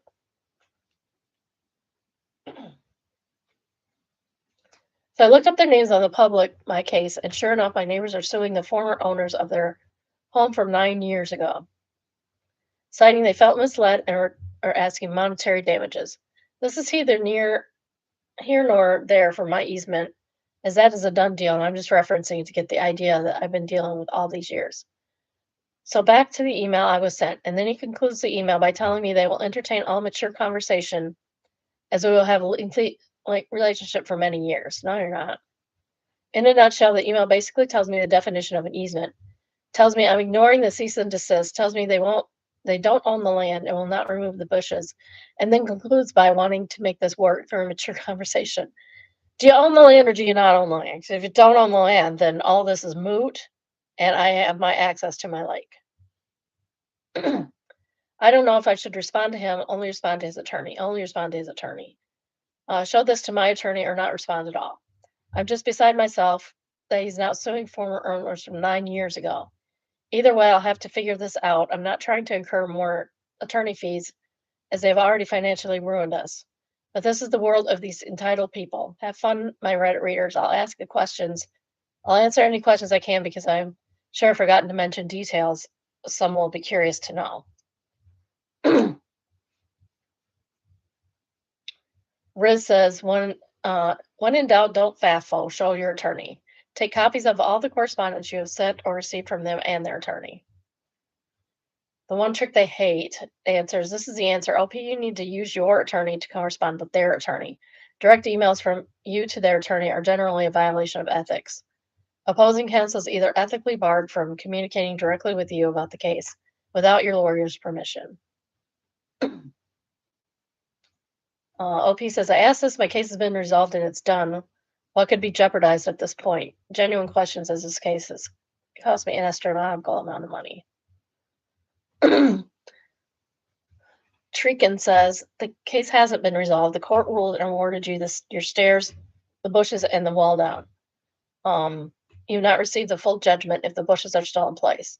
The judge and your attorney will be interested in this, as it could be considered a contempt of court order. If the judge is annoyed enough with them, keep pounding on their attorney until it's done. Keep any correspondence from them in writing. Keep both attorneys up to date and continue all out contact through the attorney. OP says, I like this. It's the first time someone ever said I haven't been awarded the full judgment. Thanks. I will ask my attorney about this tomorrow. I need another update then. Hammer says it sounds like they want to lose in court. Solid Mud is the third top right comment, and they say, considering the pattern of behavior, the timing, and the fact that they accused you of accessing property that you did not do, it seems like the intention is to harass and intimidate you. Their behavior has crossed into the category of objectively unreasonable and bad faith and disruptive to the legal process. Their current behavior indicates that they are planning the long game, and are actively taking steps to phrase a narrative that favors them. They're laying the groundwork to undermine your credibility to make the job easier should you attempt to litigate in the future. They are memorializing a false narrative in a way that they can in the present so that the lie will appear as the truth in retrospect. The guy is fully planning a narrative that he is a reasonable party while sending unreasonable and accusatory emails so they will appear as a party in the reactive position, and so that they can claim that they are forced in the position of sending the email because whatever they decide to accuse you of going forward. Their attorney is not a neutral party. Do not engage anymore, full stop. You need to engage your attorney to send a cease and desist letter of your own to memorialize what is really happening. One that calls out both their unreasonable interference with your right to quietly use property that you have a legal right to use, and the pattern of intimidation and harassment, including through maliciously veiled efforts to cast you in a false light through fabricated and or unfounded accusation. I know you're exhausted from the legal battle, but they're using that against you. They won't stop unless they understand that you are open to engaging in a legal process to pursue abatement and relief. Reddit is glitchy for me today. Sorry if this dude quits. Hope he says thanks for the response. Great advice.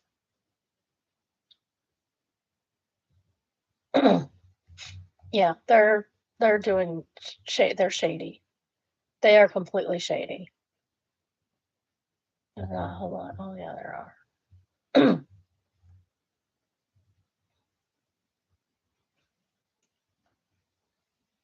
You can sue for you can countersue. If you countersue, you can get attorney's fees. Attorney's fees are all the time awarded in the U.S. court. I don't know why she doesn't think they are.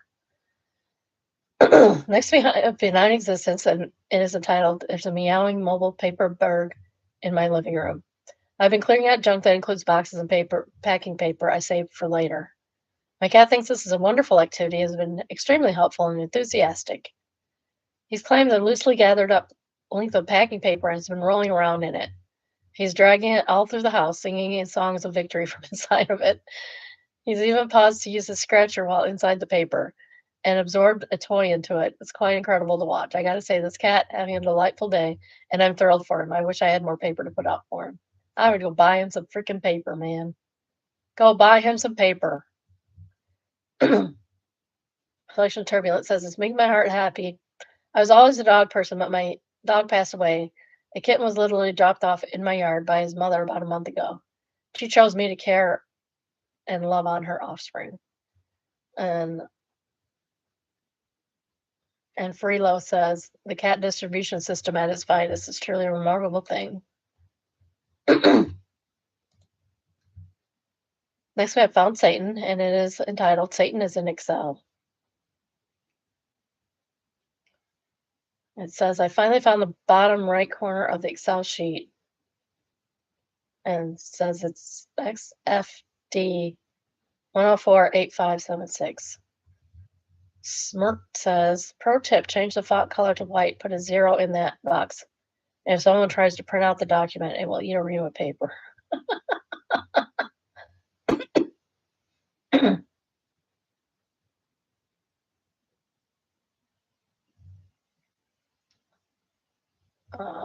Carter Rogue says, better tip, don't put it in lasso. Put it in one of the nearby ones. If that way, if somebody control arrow too quickly to get it, they can't find it and delete it quickly.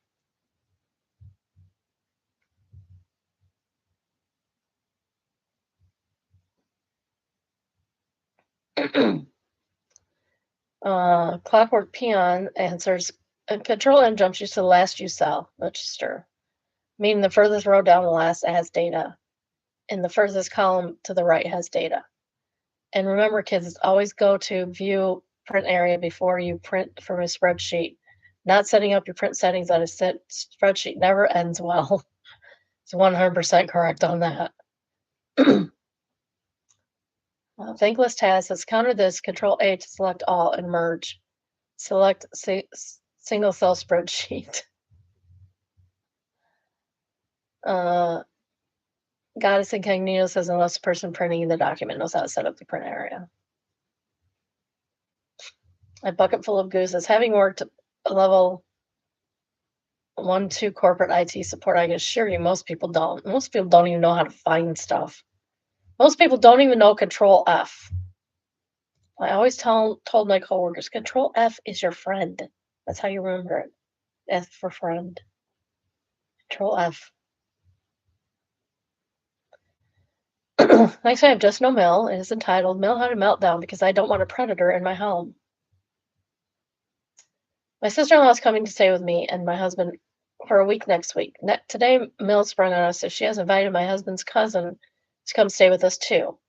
My husband's cousin is in high school, and last year he was suspended from school, and the police were involved.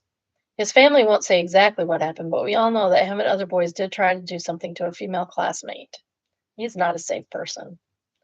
The police were involved, and we suspect it had something to do with lines of SA. I'm saying SA now instead of SA or assault. My husband immediately told her he is not welcome in our home and told her off for having the audacity to invite someone to our home without permission. First, she tried making excuses saying he's not a predator, but that incident was probably bullying. My husband told her, please don't get involved when it's just bullying. Sometimes they do. Sometimes they do if assault's involved. Then she turned it around as an attack on me, saying how I just want to keep my husband apart from his family. And how I cannot allow the cousin to go, and that I'm a hypocrite because my cousin was allowed to stay in our house. She says she doesn't even know why I care because I'm autistic just like the cousin. Neither one of us is autistic. I don't know why she cares so much about if this cousin goes because no one in the family is very close to him. I've only met him once very briefly and get bad vibes from him. It hurts because I thought I was finally making progress with my husband's family, but I guess it shows that they will never truly accept me. My family loves my husband so much and treats him like one of their own. But I guess I'll never have that with my in-laws. That's really sad. They never liked me because they are Mexican and I am not. And I'm a different religion. I've even been studying Spanish for an hour a day for the past 2 years so I can talk to them because they don't speak English. Sorry for the long rant. I just needed to get this off my chest. They're bigots. Moody and says, cousin's family has a right to their privacy, but the consequence is others will assume the worst and rightfully check their family by shutting out cousin. That's true. That is true. Second top rated comment is from, Eldrin Christelle. Please don't mistake your mother-in-law being a jerk with the rest of the family not accepting you. Be careful she doesn't keep the whole family. You're 100% right not to allow this cousin when you're in your home when you don't have all the facts.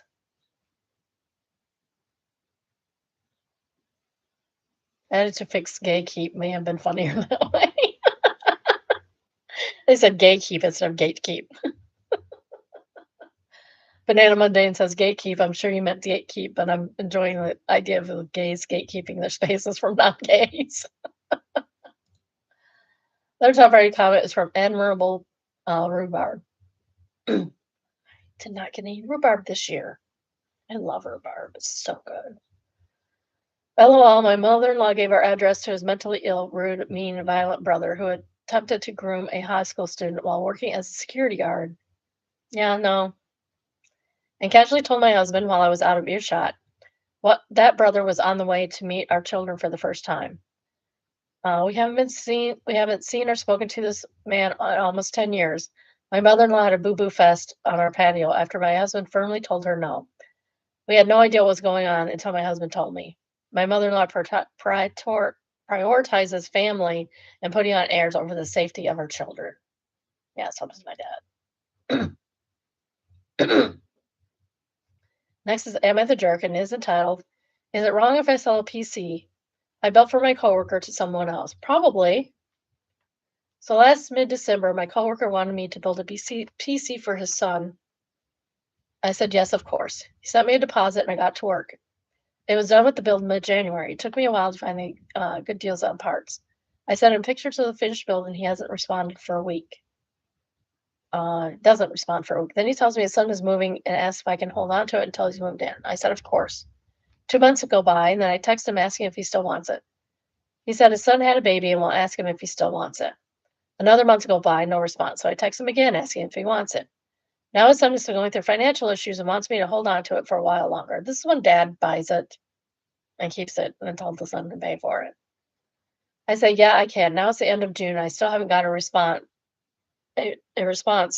So I just texted him that I'm waiting for a response. Should I just sell it to the person who wants it on Facebook and refund his deposit? Or should I wait longer? The build was finished mid-January. It's now almost July.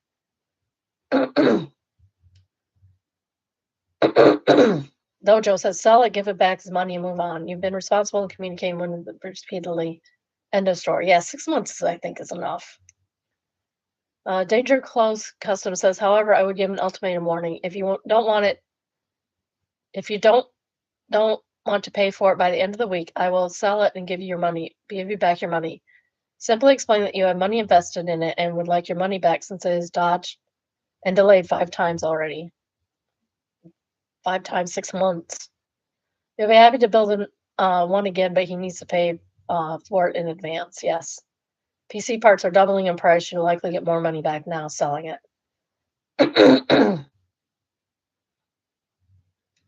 Emotionally banned says deposits are generally non-refundable. That's not true at all. A deposit is refundable. That's why it's a deposit, not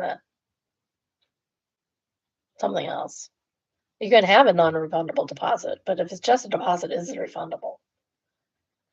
I pay a 10-cent deposit on all of my bottles when I take them into the store. They give me the 10 cents back. I keep it as compensation for the runaround, but it was a whole half of the thing.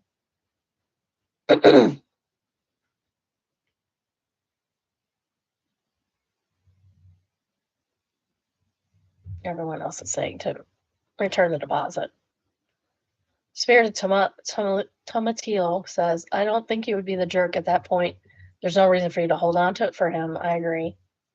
Boxer Lotus says, be very straightforward and say you need either sell or he takes it. Just be open and honest. You will never go wrong.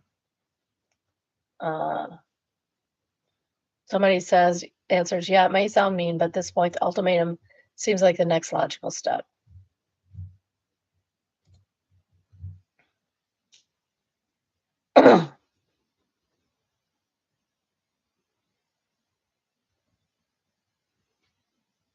They ate, I don't know. They ate IDK. This is signs of the story. I don't think this is that important. This is kind of languid. Please refrain from being on your cellular device. We will go to the next person until you are done. Thanks for your consideration in advance. I mean, this is just common sense. That's just common sense.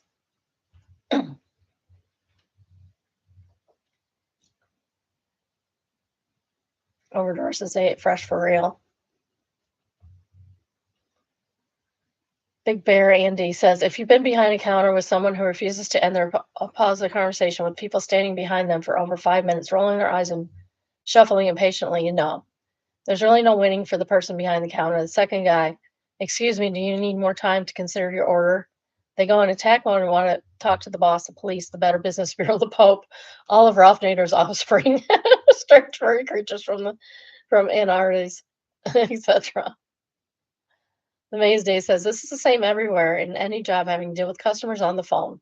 I'm a delivery driver on a tight schedule, 1 to 2 minutes per address, sometimes up to 4 minutes in rural areas. And yes, that's including trying the neighbors when there's no one at home. Every time I get to companies, I need a signature. Most people are generally pretty chill and just sign without talking. But 20% of the people I get to, when I already walked up 4 stairs with something, um, I show them the label and the device they can sign on. When they are phoning, they'll just snap it. You see I'm calling. I have been talking on the phone and signing stuff. It's not that big a deal. All you have to do is pause your conversation for 2 seconds, sign or inspect and sign and continue. Edit spelling. They don't even have to look at it. I mean, all they have to do is acknowledge that they got it. Donkey Fondler says it's totally absurd because when someone's phone rings, that they must interrupt whatever the person was doing at the time, even if it's an important in-person conversation with someone. But why can't other important things be interrupt the phone call? It isn't bizarre how a phone call is somehow seen as the most important thing. It's not. When I was working, if the phone was ringing and I was talking to somebody, I would not answer the phone. They can leave a message. They can leave a message. We'll call them back. And I had people going, "You can get that if you want." I was like, "No, I don't want to. I can get it later. They can leave a message and I will call them back." It's not that big a deal. It's rude to interrupt an in-person conversation to answer a phone. It's rude. I want to buy a vowel is the third top rate comment, and they say, my absolute favorite is when a fellow customer is on the phone with someone who has never seemed to have ever heard of Subway. 5 solid minutes of what do you want and listing every sandwich and ingredient that ever existed. Oh God, that sounds awful. Like look it up online, dude. Why would you call someplace that you've never been and like ask them the entire menu? That's crazy. Uh, Expectation versus reality on my flight.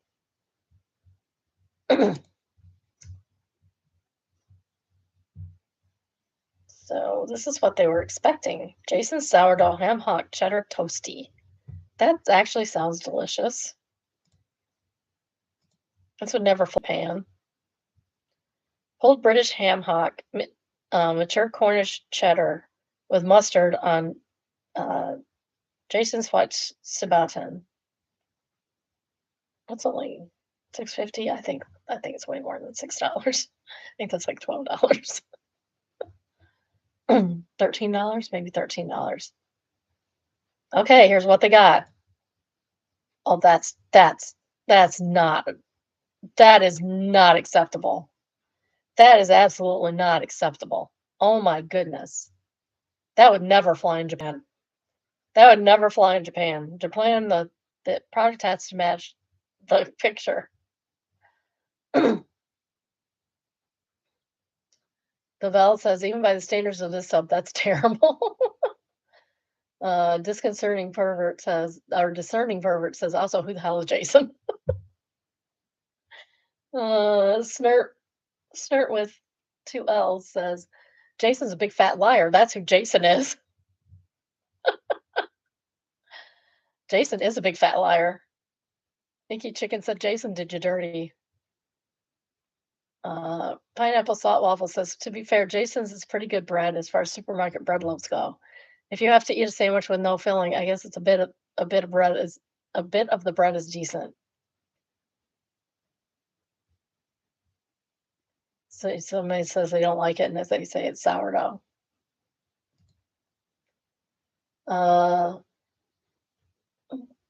Grobison says that might actually prompt me to roast them in the big social media websites with them tagged at some wild hashtags. This is the only social media I really contribute to. Somebody puts a bunch of hashtags. What the hawk is this? I guess pigs can't fly yet. Not feeling not delicious, empty inside. Money for nothing. Ham sham, scrambled eggs. Scrambled eggs. It's scrambled eggs. Rare Earth Metal says, I thought you missaid scrambled until I realized you're a genius.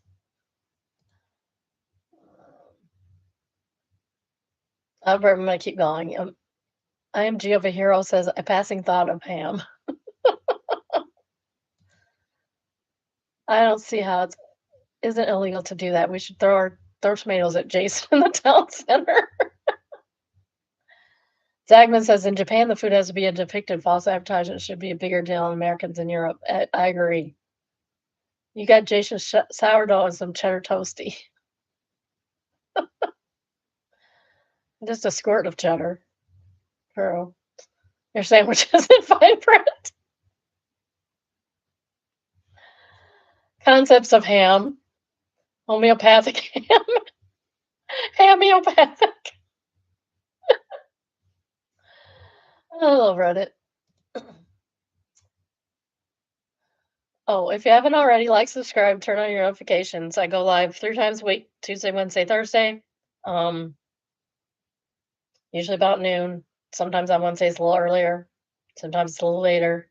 Should have done a little later today, but I was hungry this morning. And I knew I should not go shopping hungry. Never go to grocery shopping when you're hungry. You buy too much. Everything looks good when you go grocery shopping hungry. Oh, tell your friends. Tell your family. Tell your neighbors. Tell your worst enemy. Tell Jason. It's $500,000 for this.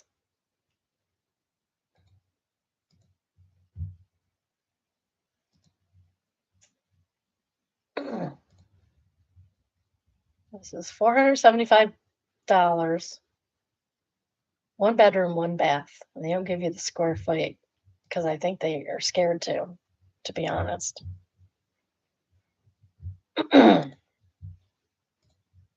This is in Bogota, New Jersey. Or Bogota. How to pronounce it, New Jersey? I'm sure they mispronounce it. It is a tiny home. It is a teeny, teeny, tiny little house for $500,000. It's very small. I mean, the laundry closet is in the living area. Like, what the heck are we doing here? No, absolutely not. Not acceptable. Absolutely not. Look at the teeny, teeny, tiny little kitchen. I guess I could live in it was just me. Yeah, this is the laundry closet right here by the door. No, absolutely not. No. No, no, no. Not even a walk-in closet. Bathroom is the plainest bathroom on earth. And you don't even have grass yard in the back. Just patio. Like, what are we doing here? What are we doing here? Absolutely not. No way.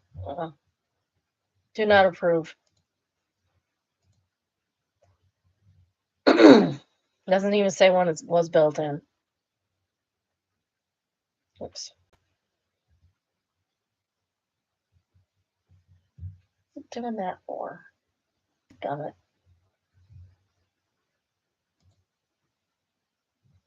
it. Okay. It was rebuilt from the ground up in 2023, but it doesn't say when it was originally built. No HOA fees. Whoa. Everything has been completely renovated since 23, including the roof, windows, electrical, plumbing, kitchen, and bathroom. Nothing to do but unpack, if you can find a place to put your clothes. Charming 1 bedroom, 1 bath features, modern finishes throughout, efficient layout, and low maintenance. Why do you not tell me?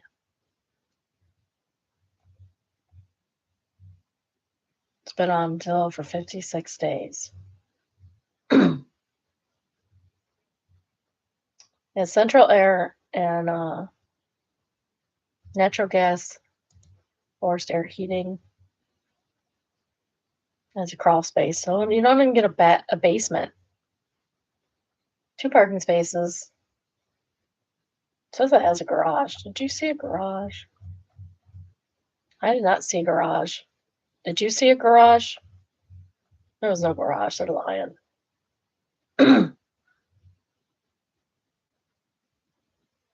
1 story, no pool. Has views. It does not have views.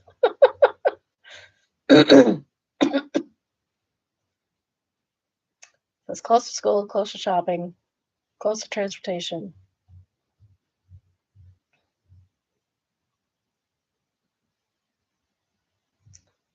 So it went up for sale in 2022 for $2,500. In 2025, after they renovated it, they wanted $2,500. Now they want, well, they wanted 5 million for it, or they wanted 500,000 for it. Now it's down to, they changed it on the 8th to 475,000.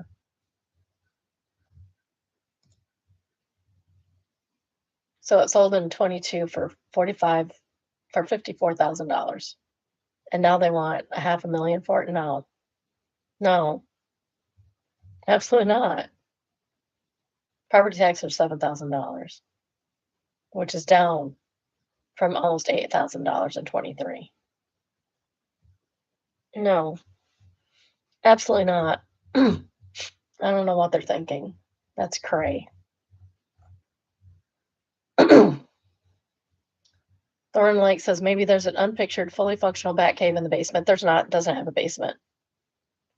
Somebody says as long as the bat cave fits in a crawl space, it's entirely possible. But even if there's not a bat cave, according to the list, it has a garage and a view. A view of what, I wonder? Freight train, hot neighbor, the invisible garage.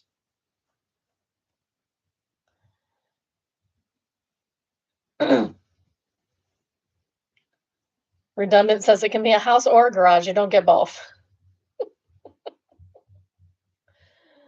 Oh. Spare Blacksmith says sold for 54,000 4 years ago, makes 0 cents. Nate says it sold for 21,000 5 months before that. It's a joke. It must be.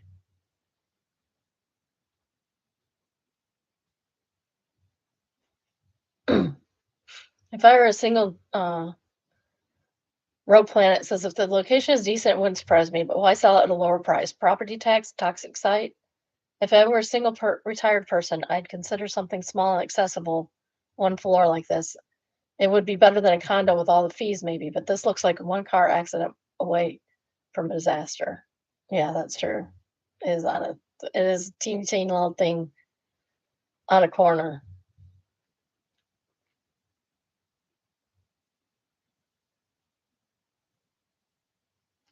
Street view from 2022 and back shows a small concrete utility building with a barbed wire fence and a fire hydrant. So they built something on it. How do they move the fire hydrant? With their knees, not their back. A rotting woman says, honestly, I live in a condo and I don't mind the fees. I get a lot of bang for my buck with those fees. It's $340 a month, but they take care of the pool, pest control, and the landscaping. They're responsible for the painting, the roof, the pipes, and all the other maintenance of the outside. As a single older lady, it's a lot less on my plate, not only in terms of cost, but the work in upkeeping of all of that. There are bad HOAs out there, but a lot of good ones too. Fit Dimension says, I get the similar really cool amenities that I use daily/weekly. My favorite is the private fishing lake I can fish on from my back patio, and the gym and pickleball courts. I have a yard with a garden. The water bill is also thrown in for $350. Only purchases I have to care for the water heater and the AC. Weekly chores take me an hour. Yeah, I don't blame them. I mean, condo for the right person is the right choice. You know, when you're older, you don't want to do all that outside work. I don't know how long my husband will keep up with it before the kids have to come over and take care of our 3 acres. But we can do that. And the main living area is all one level. So we don't have to move for a really, really long time. Successful Bat says, I know this area and don't worry, it won't sell. The sellers probably paid a brand new fresh realtor, as any experienced realtor wouldn't touch this with an 18-foot pole, as the seller's probably delusional. Fit to be Thade says, how does that not look like an old detached garage of the house next to it? We have the exact same configuration on our 19th century house in Port Washington. Oh, here's the before picture. Here's the before. So they replaced this little tiny building here. Or maybe it is the little tiny building. Still doesn't have a garage. That's weird. Really, really weird.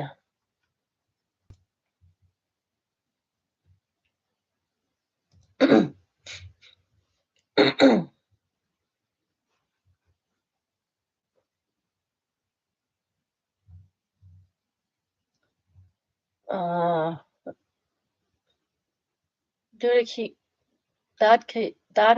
Dodecahedron says, not a utility building. It looks more like a bunkhouse for the railroad.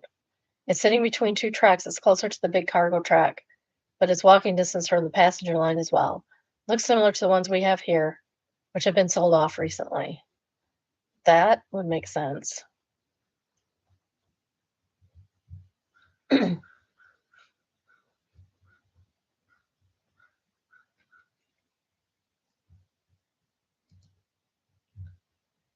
Next, we have Server Life, and it is entitled They Came Back.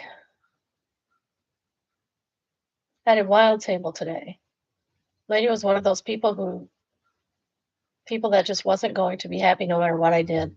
Drink wrong, food wrong, me wrong. At one point, the husband literally looked at her and said, "Why are you being so difficult?" I just stood there like, offering to fix the food that came out exactly the way she ordered it again. He said, "Absolutely not, you're good," and insisted she would be fine. He tipped great, but she was super unhappy from the moment she demanded a specific table to when they left. My husband thanked me so many times I wanted to be like, "Bring twice if you need help." Uh, TLDR for the original post. I didn't link the original post at all. Lady orders food and doesn't like what she ordered, throws a fit.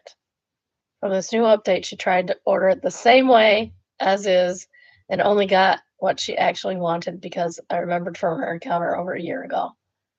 Lady tried to order blackened redfish again. I've been through a lot since our last encounter, pushed a human out, had some wild PPD and some other stuff. So I was not about to play her game yesterday. I said, okay, but you don't like the Brussels sprouts, right? Apparently they were okay yesterday because of whatever reason, even though last time she basically lost her damn mind about how much she hated them. Whatever. I said, oh, but you just wanted grilled, right? Not blackened. Confirmed. She did not want blackened seasoning, but I didn't say that until I asked, even though it's called the blackened redfish. Whatever. She said, oh, I said, oh, and you don't like the chimichurri, right? She had no idea what I was talking about. Last time it was on the fish. She told me it was the most disgusting thing she'd ever in her life. Some people just stick with you, you know? At this time, we put it on the side and she ate it. Whatever. Her husband said, wow, we've become predictable. No, sir, I just had such a bad interaction with you over a year ago. I remembered. You can't be predictable if I see you every year and a half. She was straight up going to order it as is if I just didn't know what she meant. And it would have turned into a whole thing. I'm glad they got you and not somebody else because somebody else would have been traumatic for them.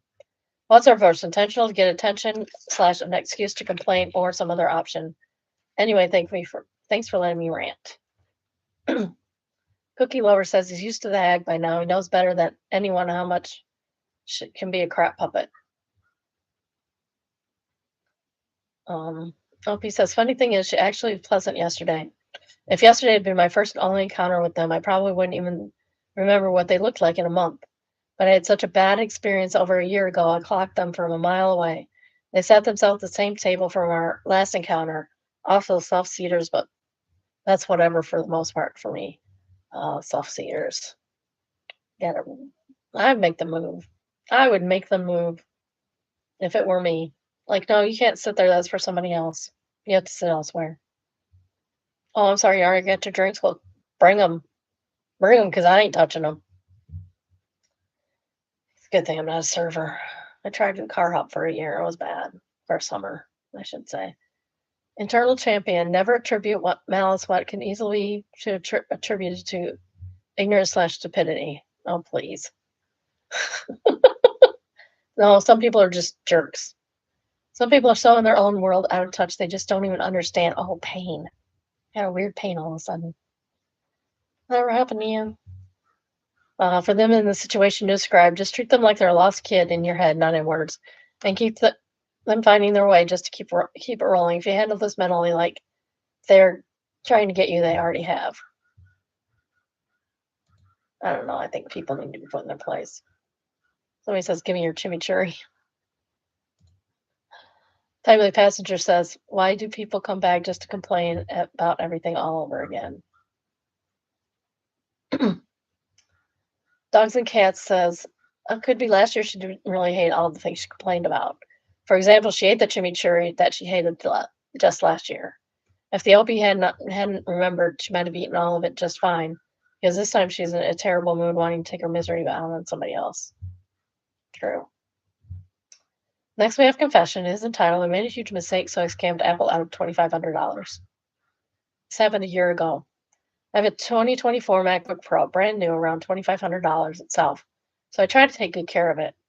A few months in, I closed it without realizing a charging card was sitting in the middle and apparently gave the screen internal damage, making about one-fifth of the screen unusual. That sucked, but apparently something worse happened. Sometime around mid-2025, I woke up and tried to open my MacBook to do some work and it wouldn't turn on. The charger wouldn't even light up when I plugged it in. It was like completely bricked. There wasn't any other damage I was aware of, so I'm not sure what happened. I brought it to the Apple store. They figured it out. It was probably something with the logic board and shipped it for repair. I had to pay about $800 for the repair. Sucks, but it is what it is. Cheaper than a new MacBook anywhere near that quality. At the same time, they replaced my screen. I got 2 for 1. Great stuff. I got it back on Friday night, was set to go out with some friends. I picked it up after work, came home, did the basic setup, so it was all a go. I went out, got pretty drunk, came home, grabbed a Coke Zero from the fridge, and prepared to watch something on YouTube in my freshly repaired MacBook before bed. It took about 20 minutes for me to drunkenly knock over the entire bottle over my keyboard. It almost immediately powered off. I killed it. I basically reverted everything back to where I was before. I did the dumbest thing imaginable right after I had just gotten everything fixed. After a depressive sleep, I did what I do. What did I do? I went back to the Apple store next day and said, "Hey, I just got this fixed and the same issue is happening. I don't know what happened." They apologized and sent it back in, telling me it's a re-repair, so there won't be a charge. A few days later, I got an alert from Apple Repair Center. They found the liquid damage. Shocking. Huge surprise. Could have predicted that. And they wanted $2,500 to cover it, or they won't fix it because it wasn't something that was there before. So what did I do? I called Apple and essentially said, "Hey, this is a re-repair. It says there's liquid damage. I don't know what that's all about. I just got that back and sent it back in." The initial person was really confused. I don't blame him. He escalated it to a supervisor who was an incredibly nice, helpful woman. She profusely apologized and said there must have been some kind of breakdown in the process and said they'll cover it and repair it. $2,500 roadblock went away. They replaced everything needed again and sent it back. I paid for nothing. Well, they should. I mean, it shouldn't have still been under warranty for the first one. Yeah. Lesson learned. The only thing I worried about was that some Apple tech might have got chewed out. I have a friend who's a former Genius Bar employee assured me it's unlikely. So I hope nobody did. Take care of your expensive stuff. Added because some of the comments I absolutely could not have afforded the repair cost. I had maybe a few hundred in the bank after the initial repair, which is why I freaked out and tried to play dumb. Yeah, this really happened. I'm normally pretty good at taking care of things. I just had a parade of horribles that ended up with a very lucky timing where I was able to do this. I still have the repaired MacBook to this day, and it has been thankfully perfectly fine.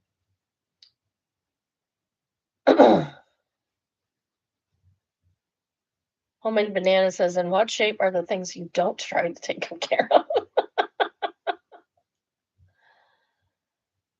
Our Laura says, "Maybe it's one of those things, the more you try, the worse it gets, but he has allowed a pair outside of sneakers that are spotless and some same dress shoes." Stupid Bear says, "I can't wait for the update in 3 days when you drop it off at Bridge." It is a MacBook. It deserves to be in the river. Razman Maggle says, "Yes, I am an Android person. Stop it. Clumsy people and expensive tech don't get along well." That's true. Next is from Mother Lost from Hell entitled Baby. That's it. Just baby. I'm 3 weeks away from giving birth. I've been pretty level-headed with hormones this entire time. I have come to the peaceful conclusion that my mother-in-law's back crap winging crazy over the past few years. At our 25th week growth scan, we got 3D images of the baby. My mother-in-law chanted, OMG, no, Dill, your genes didn't even try. That's all my son. She looks exactly like him. Father-in-law agreed with me when I said to her, she literally looks like a baby. People see what they want to see sometimes. At our 32-week growth scan, we got more 3D images. Everyone kept saying how much the baby changed and she looked so much like me. Even members of my husband's family. Father-in-law says, wow, Dill, she looks a lot like you. This made Mill lose it. She was so upset, actually angry. She started freaking out. There's no way that baby is going to look like Dill. I had a dream she was going to look exactly like my son. They can change over time, I look like my dad. This made my mother look. When Bill and Phil said how the baby has my nose, she cut them off and said, well, Dill and my son have the same nose. So technically, she gets it from him. No. I literally rolled my eyes in front of everyone and sighed. Man, I don't know if I never really cared if the baby looks more like me or my husband, but now I am so spiteful because of how upset and over the top she's been about this. Please pray that in 3 weeks the baby comes out looking exactly like me, so I can be petty the rest of her life. My first one came out. He was breech, so he came out weirdly shaped. He looked like ET. But he so had my dad's nose. I don't even have my dad's nose. He so had my dad's nose.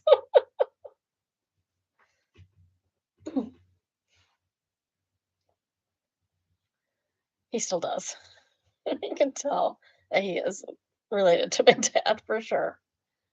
The other one has my dad's hair and eye color. So, yeah, all my kids. My daughter has my eye color. My two boys have hazel eyes like their father and grandfathers before them. True Believer says, why isn't your husband shutting her down? She sounds like she will be leapfrogging over any boundary you have about your baby because you are just the incubator. I don't even know where my eye color came from. My mom has blue eyes, my dad has hazel eyes, and I have brown eyes. Opie says, my husband has told her, Mom, the baby looks just like a baby. Husband has already set multiple boundaries over the years, and she's been put in her place and exceeded from things for not respecting the boundaries. This is just one of those small battles we've just kind of shrugged off because it's not that big a deal, just annoying. Somebody says, friend, this is only the beginning. You haven't even given birth yet. It's time to start being firm with boundaries. And True Believer says, yep, she's just warming up. I don't even care. Like both my grandchildren have a divot in their chins that definitely comes from my daughter-in-law's side of the family. It's a dominant trait, so of course they're gonna have it. I don't care. Like, why do you care?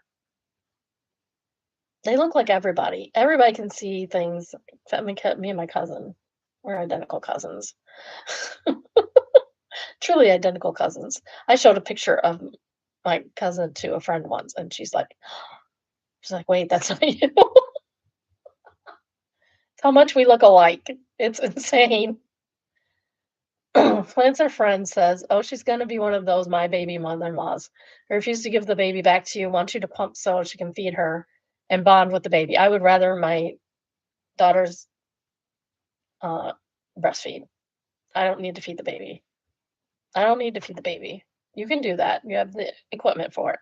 You do it. It's better for them. Cries because she couldn't be in the delivery room to support her son because it's a big day for him too. Yeah, but he's not the one in pain. Plus, she's the grandma and she's got the right to be there. No, she doesn't.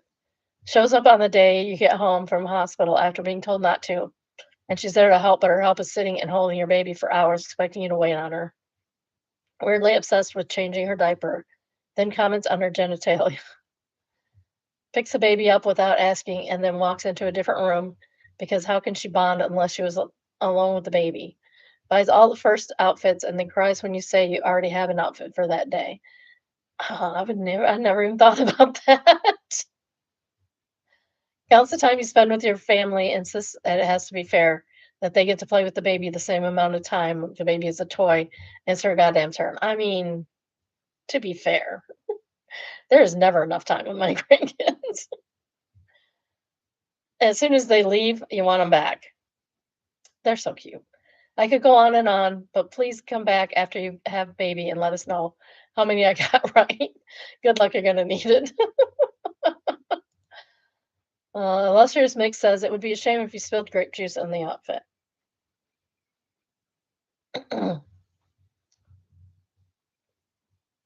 Character Tennis says, get a onesie that says, "Thank God I don't look like my daddy's mom." Oh, interesting is weighing. The whole of Moscow is under thick black smoke after the largest Ukraine campaign in the city since the start of the war, which is no longer that one. It's no longer that one, but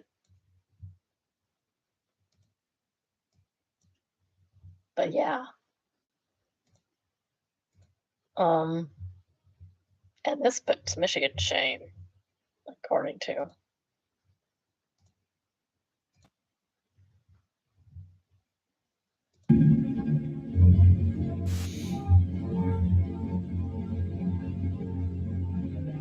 Yeah. The air quality's got to be horrible.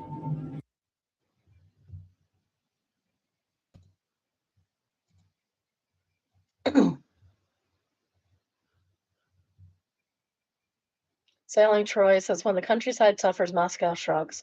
When Moscow suffers, Russia trembles. Slaver Game says, usually when Moscow suffers, the rest of Russia cheers because Moscow is a separate country and everybody hates it. And when the countryside suffers, Moscow doesn't care at all. There's even a saying, Moscow is not Russia. I have to clarify because I see a lot of people take this some kind of propaganda to say that only Moscow is to blame for the war. No, all of Russia is to blame for the war. The point is to say that regular people outside Moscow cheer when something bad happens to Muscovites because they despise them for thinking they're better just because they're in Moscow.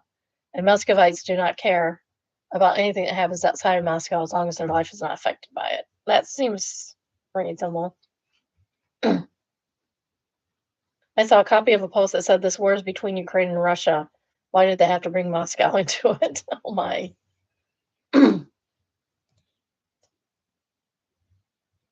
Second one's a meme.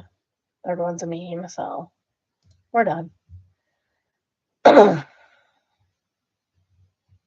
Okay, this is another update one, so let's go see if we can find the original. Really? They hid their post.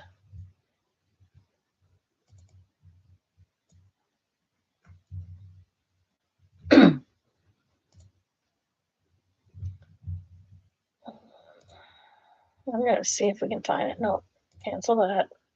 Do not want to do that.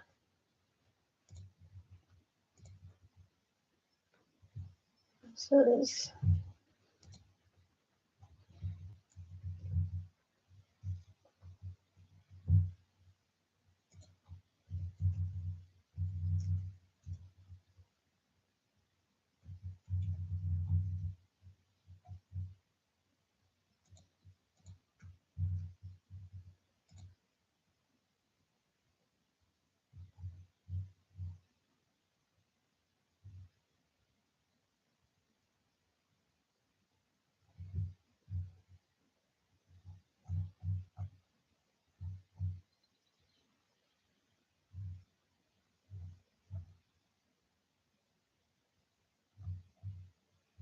I can't find the original.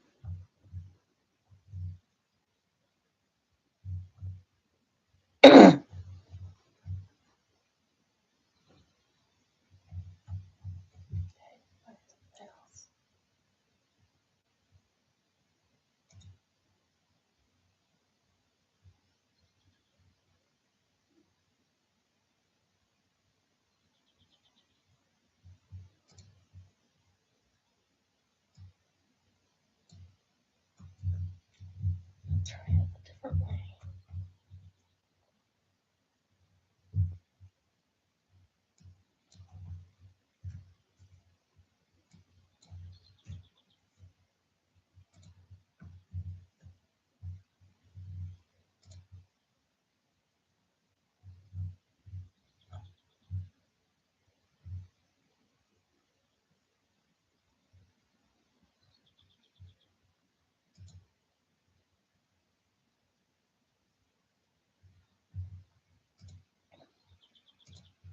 Cannot find the original.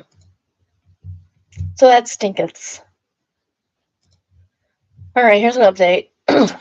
Update for bringing AITA for bringing Tupperware to a restaurant.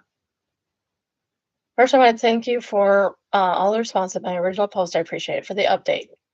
The day after my original post, I reached out to my friend and asked if she has time for the next few days.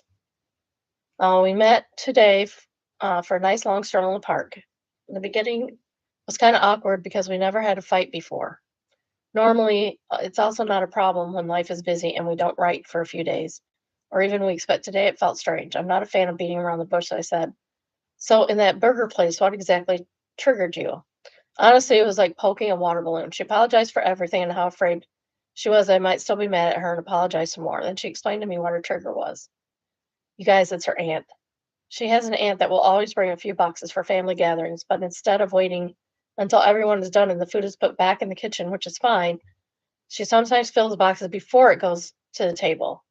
Because my friend's grandma knows of this behavior, she started to cook even more, but the aunt just bought more boxes as well. But that's not all. Said aunt will also bring boxes to restaurant if they order different meals so everyone can have a try from all the plates. She's like, no one wants that anymore, right? And packs while people are still eating. My friend is a slow eater, so often her aunt filled her boxes before she could even try. Bringing Tupperware to a restaurant is dumb. They have things for that. They can box it up for you. Trust me. She always wanted to use the word flabbergasted in a post, and this is the right time. I was definitely flabbergasted. How impudent can a person be? That's why no one is saying anything about it, but they're all just too to deal with her outbreaks. So it's easier to say nothing. I felt that. So yeah, I knew it was my food and everything, but also triggered her real bad. She apologized as well for not warning her. I apologize as well for not warning her, but she said it was totally her fault. I said, I will make sure next time. But she was like, no, no, it's a nice way to work on it. Well, in the end, we had a real nice stroll and talked about different things, and everything is good. Oh, that's good. I'm glad. I'm really glad that we cleared that, though. Thank you for reading. Oh, somebody does have the original post. I found it. I think I need a few strangers from the internet to decide what's going on. I know they serve quite big hamburgers, and in the past I've always had leftovers, so I decided to bring a Tupperware this time in case I ordered my burger, added some wedges, and enjoyed my meal. While having a soup, gave a third of the wedges and not even half the hamburger, and decided to stop because I wanted some dessert. After ordering, I pulled out my box to start fill it with my leftovers. I felt quite clever. I didn't overeat, and there was still space for my dessert in my belly. I didn't have to pay a buck or so for the soggy doggy bag. They charge you for the doggy. Okay, I take it back. They're charging you for a doggy bag? $1 for a doggy bag? That's insanity. No, that's a cost of doing business, sir. Which I'd leaked in my bag in the past, and there would be enough to last for next day's lunch. So triple win, if you will. After everything was packed, I put the box in my bag and realized my friend was kind of quiet. Kind of quite. Why can't people spell quiet? It drives me insane. It's not that hard. Just reverse the T and the E. Quiet versus quite. But didn't I didn't thought about it much. She tends to be quiet after eating. Okay, so she does know how to spell quiet. After we were done, everyone paid for their own meal and we left. She looked like me like I was, oh my gosh, this was so embarrassing. I was confused. She explained to me how awkward she felt that people were staring and whatnot. I was kind of mad. I explained my point of view with the benefits, but all nope. In the end, I was like, please calm down. It's not like I took the box to an all you can eat buffet and stuffed it in front of the waiters. We also didn't split the bill, so it's fine. I ordered something with tomorrow in mind. She was still mad and we went our separate ways. Here's the thing, I still think it's good environment friendly wise, and did it again while eating with a guy friend a few days ago. And he's like, whoa, that's neat. And even gave me some of his onion rings. So, dear readers of the internet, AITA or not, no, not at all. Especially not the charging you for to go bags. That leak. Should I have communicated before pulling out my box? No. Should I have asked the waiter, which hadn't said anything at all, or should I just buy the leftover box from the restaurant next time? No, do not buy a leftover box. That's ridiculous. $1 for something that costs 2 cents, I'm sure. Let's find out. Let's find out. Because they buy those things in bulk.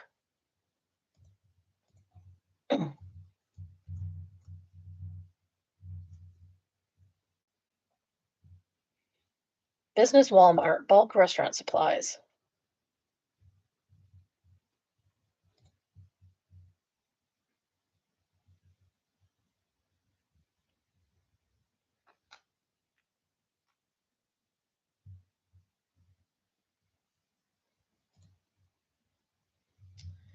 So the clamshell boxes,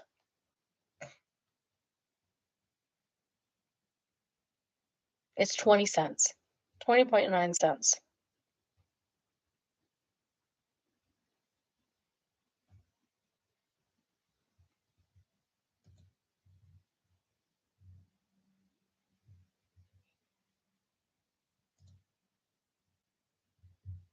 Hold on a second. I'm almost looking stuff up. There's nothing else.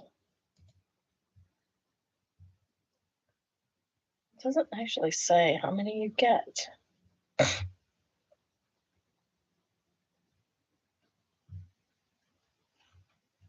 says it's like 20 cents.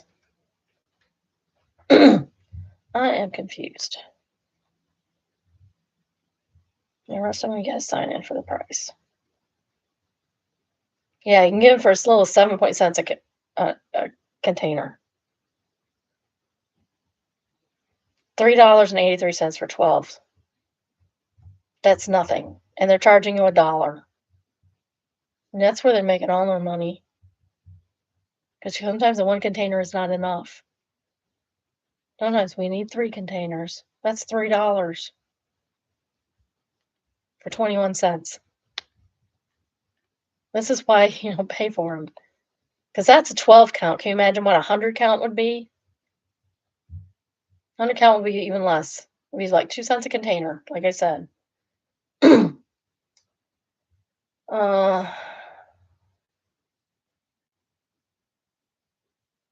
What also comes to mind, I'm not quite overweight, struggle with BED, so I was happy not to overeat. My friend has normal weight and no ED, as far as I know. So she must have binging eating disorder.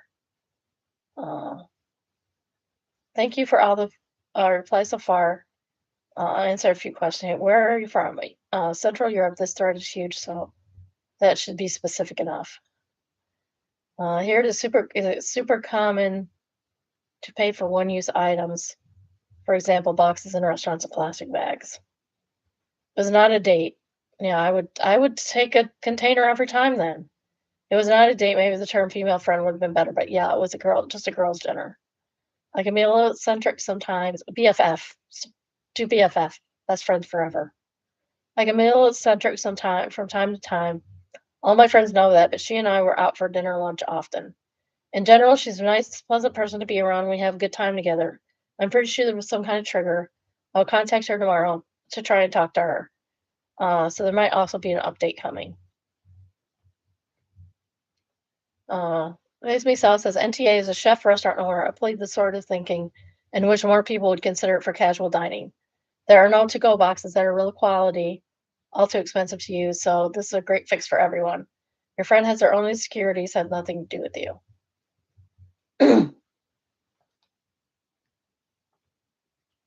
Seriously, it's a good idea to BYO go container. Saves money and less waste. If I had a restaurant, I'd probably offer a 69-cent discount for bringing your own container. 69 cents is awfully specific. So that's what happened.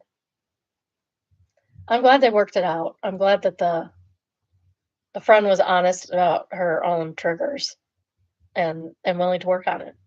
And I'm glad that she realizes that her friend has a trigger and is willing to work on it. I don't work for lady, entitled Sitting Outside at an Empty Bar Smoking and Drinking. Lady, did you find a pair of sunglasses in the couch over there last night? Me. No, but if they did, they'd be in the office. Lady, well, can you go check? Me, no. Lady, is your manager here? Me, no. Lady, well, can I look for my glasses? Me, the bartender. Who can look for my glasses? Me, the bartender. Lady says, well, isn't that you? Me takes a long sip of whiskey. What do you think?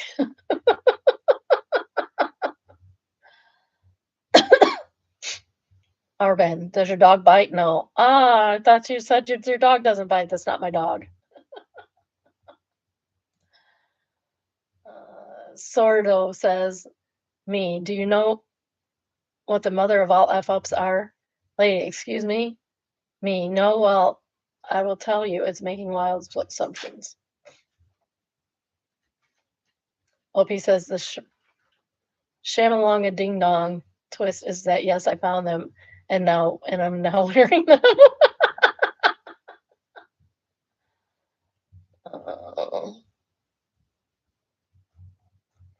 my gloves there too. My husband last couple, 3, 4, 5 years, has been losing his winter gloves a lot. It drives me insane. He has found them almost every time except one time. He had to buy a new pair of gloves. Like restaurants, on the sidewalk, in parking lots and parking garages. Like, can you not just keep a hold of your gloves? Do I have to sew them to your coat like a little kid? Next, we have Overheard, and it is entitled Man Gives It a Try When He Takes His Kids to Lunch. Man at a restaurant with his 3 kids under 4. Yeah, well, me and my wife were both supposed to be off today, but her schedule changed. I decided to give it a try and take them out myself. Good for you. Woman at restaurant with her 3 kids. Give it a try, huh? And then giggles.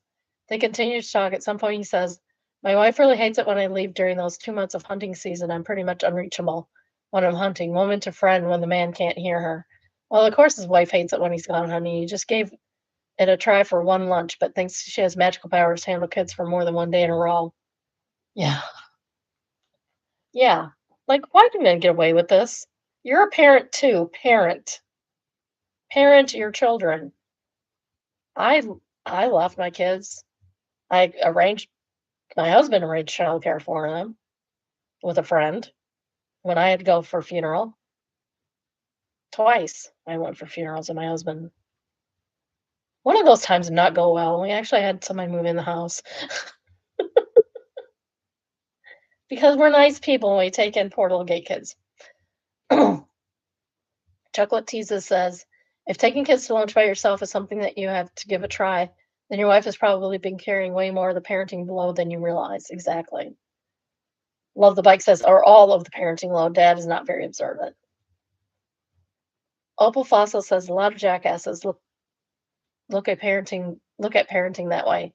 Being a good parent isn't experimental. It takes dedication, love, and patience. Honor of Mayhem says, LOL, so much patience. Flipper Lou says, single. Sorry for the single mom who lives with him. True. Forgot says, poor mom. Cumulum Bus says, a father in my office says he's babysitting when his wife leaves town and he has all the child care responsibilities. You don't babysit your own kids. You parent them. Oh my goodness. My kid never says that, actually. His wife leaves, she was leaving fairly often. She's stopped now. Things have gotten better for them. So she doesn't need as many breaks. I It was probably a postpartum depression thing, to be honest. More than anything else. It was probably that. It lasted a long time though. But things are normal now, and that's good. I'm glad. I love it. Next, we have True Off My Chest, and it's entitled, I just found out that for weeks all my coworkers thought my wife was cheating on me. My wife and I are both early 30s, just had our first kid, a daughter, a few weeks ago. I'm not really friends with any of my coworkers. We get along well enough, but none of them are people I hang out with outside of work. After my daughter was born, I showed them some of the pictures. Some people had awkward reactions or made unexpected faces when they saw her. Almost 3 weeks go by, and one day, one coworker who I barely interact with invites me to lunch. Just the two of us. She looked and sounded concerned, so I agreed. When we got to the deli before going in, she let out a big sigh and said she had something to tell me. Apparently, this whole time, all my coworkers have been talking behind my back about how my wife cheated on me with a black guy, and my daughter clearly isn't really mine. I went quiet for a moment and then very sternly thanked her for bringing it to my attention. Then I immediately changed the subject. I let it go on for a few more days. The next week, I was eating lunch with another coworker. We were making casual talk, and he asked what I did over the weekend. So I told him my wife and I went for a walk to a waterfall near where we lived. I showed him a picture of the three of us in front of it. He stared at my phone with a confused face. There's some solid, uh, solid 5 weeks before the light bulb went off in his head, and he said, "Oh, that's when my coworkers realized my wife was black." I can see this happening in the video. Wow. You wouldn't just assume automatically that the wife's black if you showing a picture of a black child? Seriously. DC Siren says, "I immediately clocked that your wife is black in the second paragraph. Congratulations is on your daughter." Fuel Highlight says, dang, they truly have low IQ." Toad's Wet Sprocket said, "Black man not even present and became the villain here. It's exhausting." Um, Toad's Wet Sprocket said, "Let that spread through the office gossip circle. They deserve everything they have coming from shame." Plus Cat said, "Do black women just not exist to people?" Toad's Wet Sprocket says, "They do, just not with a man with a good job." Mr. Inches says, "White man, to be specific. I don't know what people's problems are with biracial relationships. They are happy, aren't they? I know for a lot of people that's not enough. It's so sad." Cranked Monkey says, "I'm mixed race and I don't look anything like my dad. So when I was a kid, random people thought he was abducting me and would either approach him themselves or report him to security. That was when I was like 12.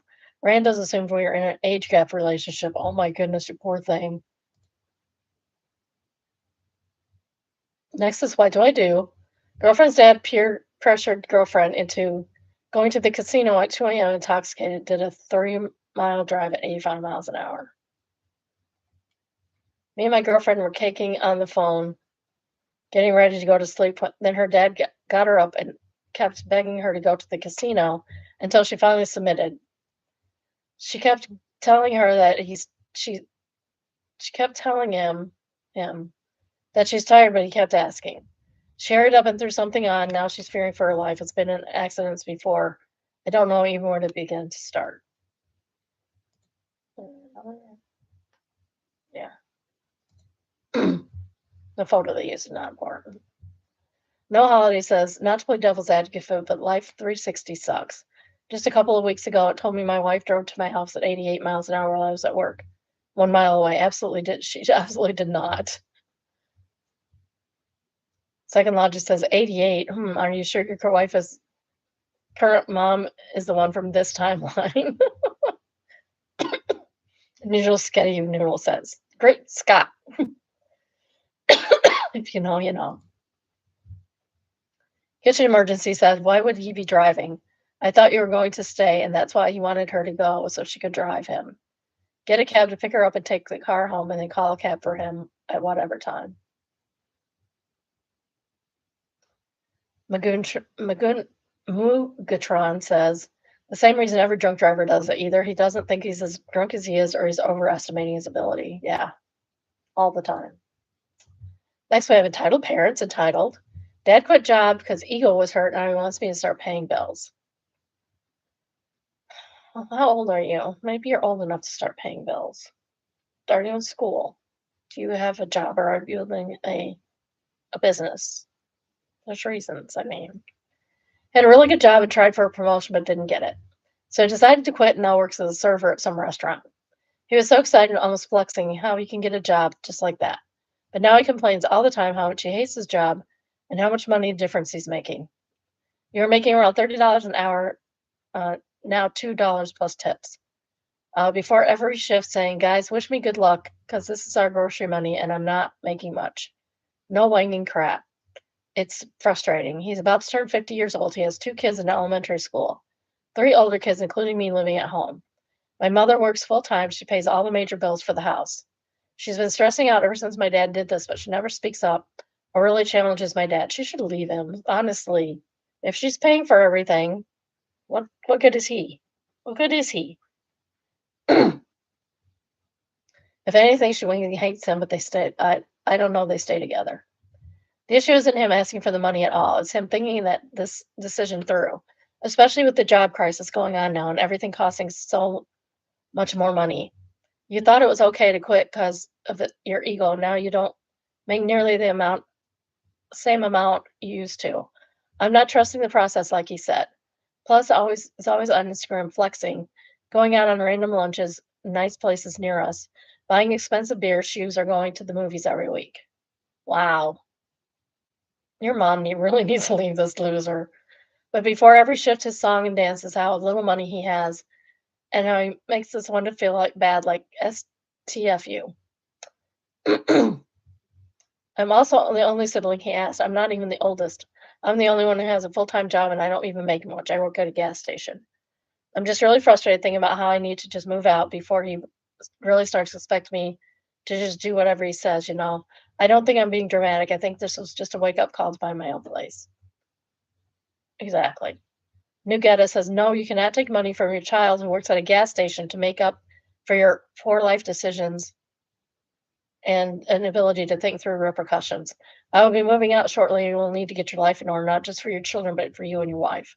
That should at least wake him up if he starts questioning. Then you use Instagram flexing. Sweeper of Chimneys is the second top rate comment. And she says, at least giving you a good example of how not to behave when you get married and have kids. Yeah, I always taught my kids how not to behave. See that person over there? Don't behave like them. That's how not to behave. If he has money for expensive beer and shoes, he doesn't need your money. Good luck getting your plates of your own. Ultimate Holiday says you can even rent a room and save money for your own place. Hopefully, since living at home, you have some savings. NTA, not the parent, don't get parentified. Get out now. Hell, join the military. I did 24 years ago and legally ran away from home. I need written permission. Don't want to owe my stepfather for anything for college. I would not join the military right now. I would not. It's horrible. Let's see if I can find any rooms for rent.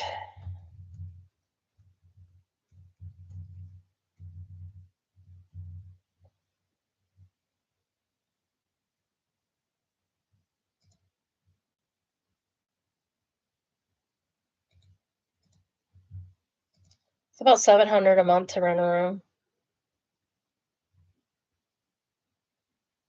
1,600.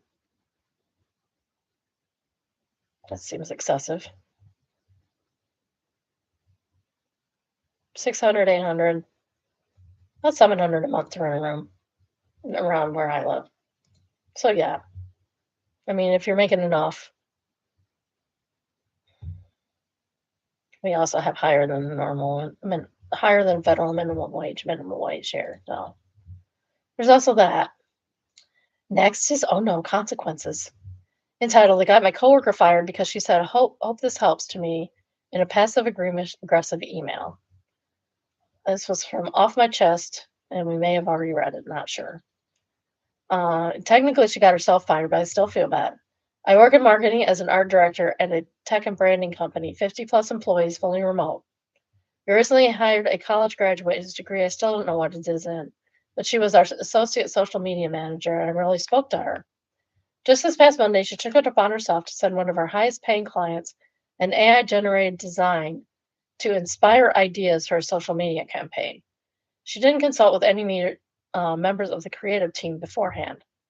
Obviously, the generated designs were very impractical, off brand, and unrealistic to achieve, but the client loved the photorealistic illustration style so much they want us now to illustrate a campaign for them. In summary, it's going to take maybe 60 plus hours and cause several other clients of ours to be deprioritized to achieve this. Initially, I assumed she meant well, but I spoke to her privately about how she can't do that. Instead of a mature response, well, she's a college, just she's a kid. She sent me several links about how AI is the future and said, I think you should read these. I'm surprised someone like your level hasn't. I hope this helps. I crashed out. I immediately spoke to her manager, whom I've known for 8 years, and she agreed that she's not fit for the role. Too impulsive and disrespectful. I was like, wait, we aren't firing her, are we? I thought she was just out of line. Nope, she got fired by 4 p.m. If you're reading this, sorry, Kaylee. And so all y'all seem curious. She's 25, I'm 34. I'm like literally not a boomer, so it's not an age thing. and our company actually utilizes AI internally. LOL. Appreciate all this course go. Didn't expect all these comments. I'm sorry, but we're not hiring. Gonna outsource for social deliverables now. Edit 2, to give some context how risky this client is to displease. They have us on a $150,000 a month retainer. Oh my goodness. The Silky Bat says, we don't need AI here. We don't need you either, Kylie. It has a meme of cartoon character opening a door, like swishing someone else. Oh, they made it. Edit, please use this GIF yourself. It's the first one I ever made, and I'd like for it to take off. A+ GIF usage.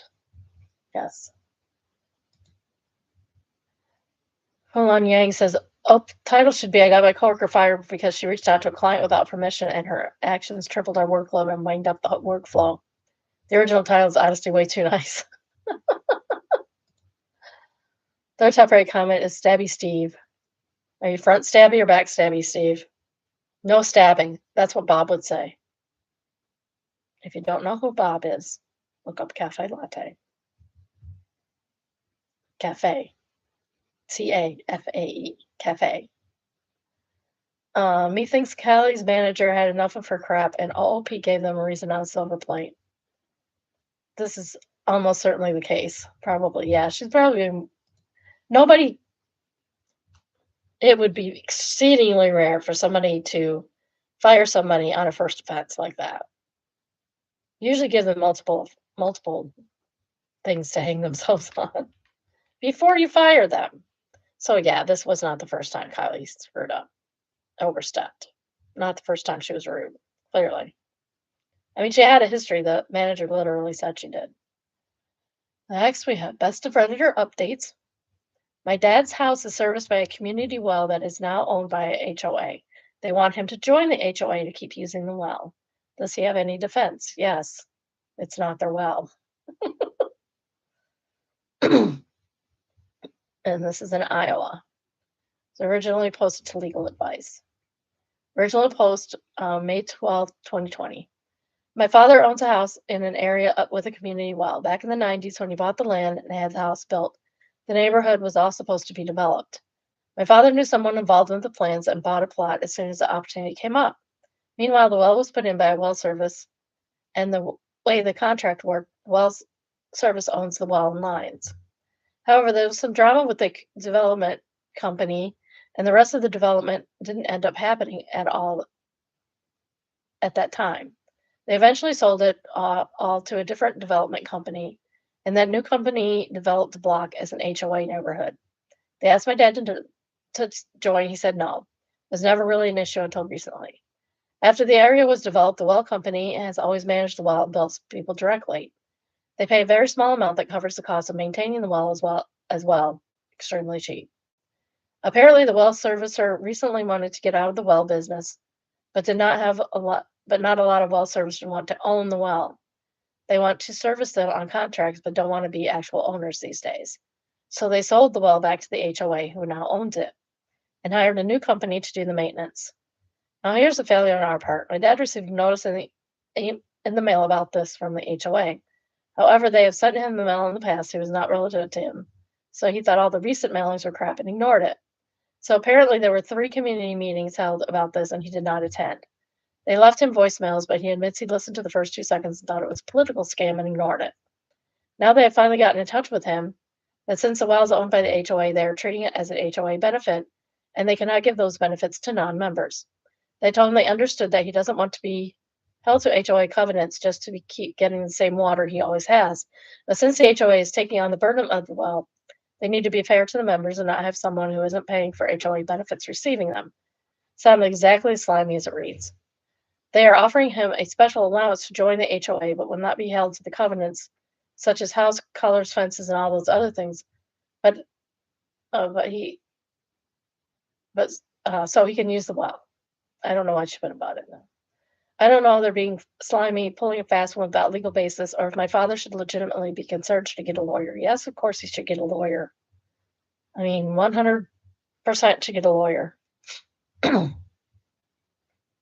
Aaron X says, Iowa in general has shallow water table. It'd probably be more cost effective for him to take out a home equity loan and put in a private well than join the HOA. Or not, and just pay for a well to be put in. OP says, I'm the OP, but my third was locked. I can't respond. He's unlikely to be able to get private well for his property because of the location of a septic system. Apparently, there are rules about how close the septic can be to a well system because he has a small lot. They want $800 a month for the HOA membership. So trust me, we'd prefer to drill a well. It's just not likely to be an option unless $800 a month for water, and that's it. Unless the health department make an exception to the rule, the well guy laughed at that.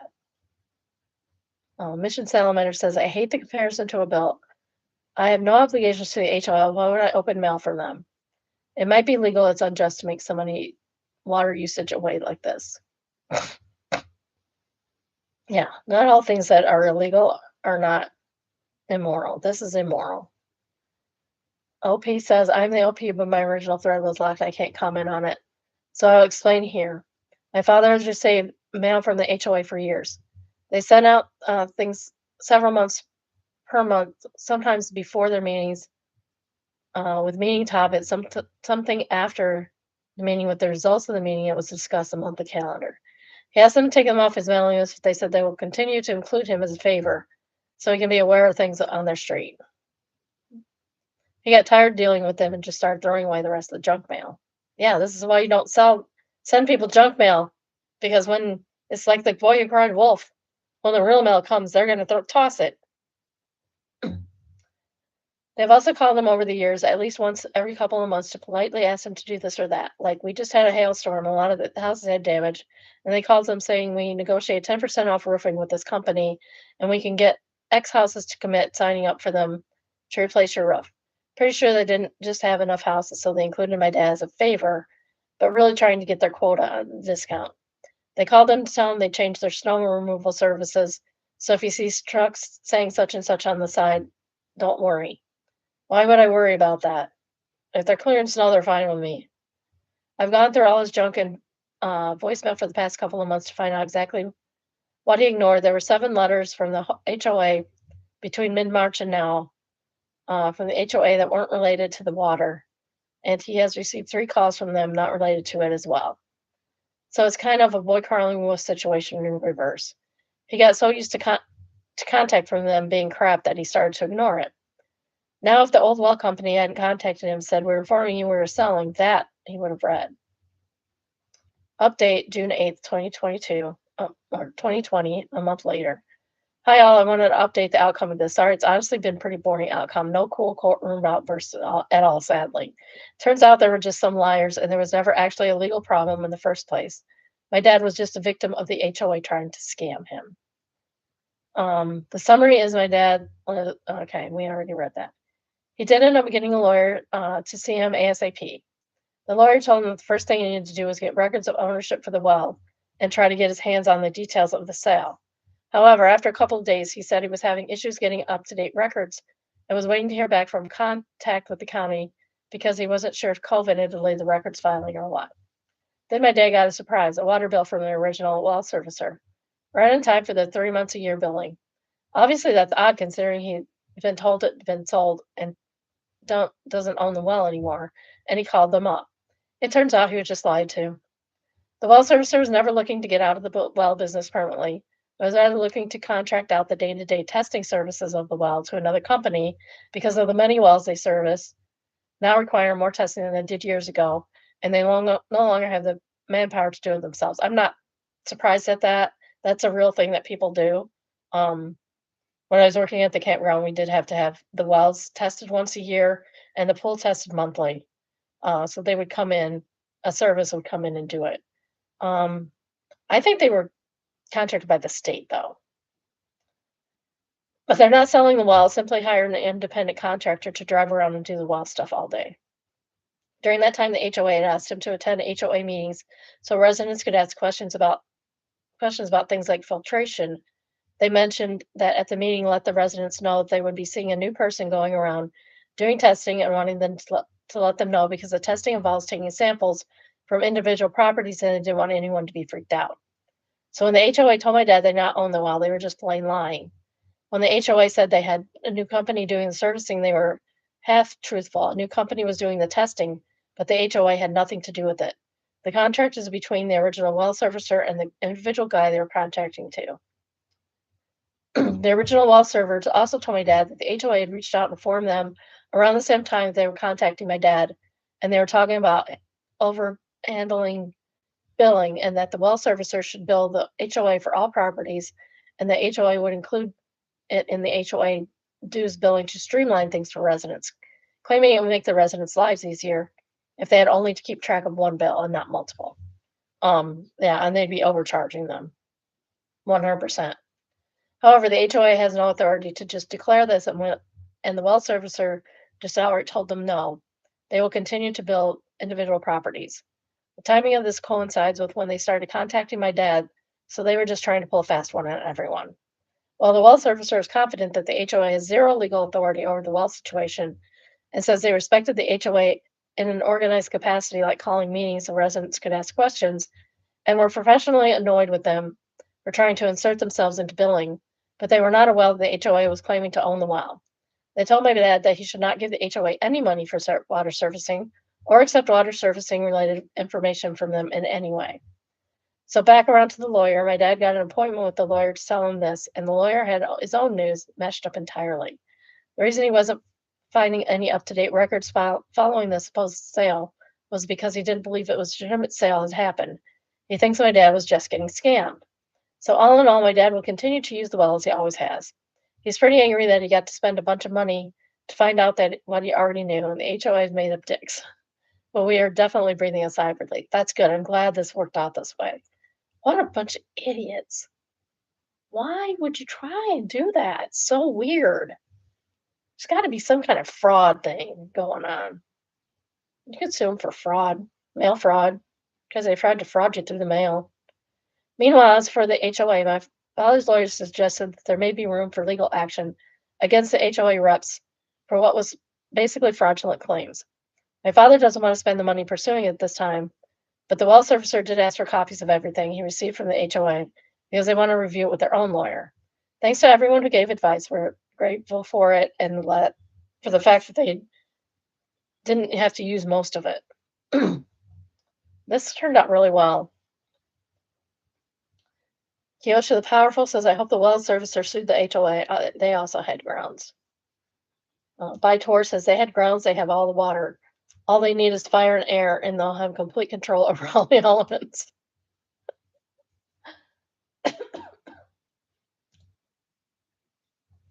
The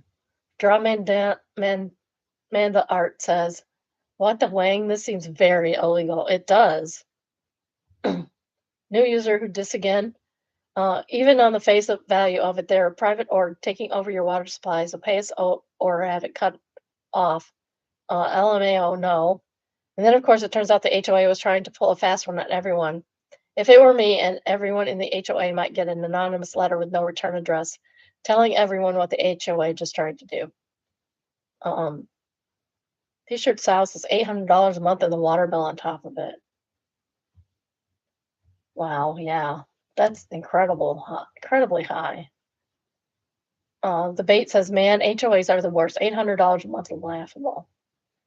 Routine Cloud says, and the special deal where he wouldn't have to abide by the HOA confidence was almost certainly a lie. As soon as he signed up, they'd be in his business trying to tell him what to do with his home. Someone isn't happy and he isn't a member and was trying to trick him into joining. Good thing we ignored all the communication. I bet the HOA will be skimming money off the top of the water billing too. Yeah. Sonolic says there's a Bo rule where the OOP agrees to join because he's exempt from some rule, except he joins, and the HOA revokes that exception. I don't remember which one it is, but it's one involving the entrance to the HOA.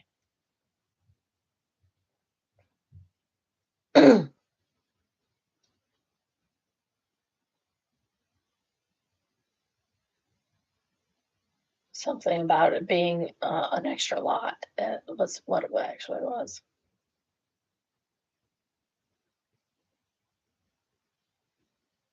It led to the HOA being disbanded. So that's cool. All right, last we have Made Me Smile and is entitled Evil Queen Being Not So Evil with Her Special Needs Guest.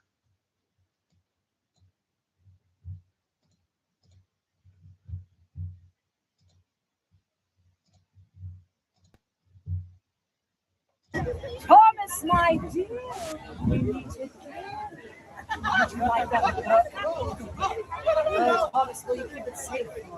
Yes, you like it. Are you excited to see me? Yes, I'm excited to see you. Are we playing hide and seek?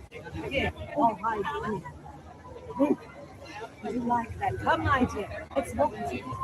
Will you take my hand?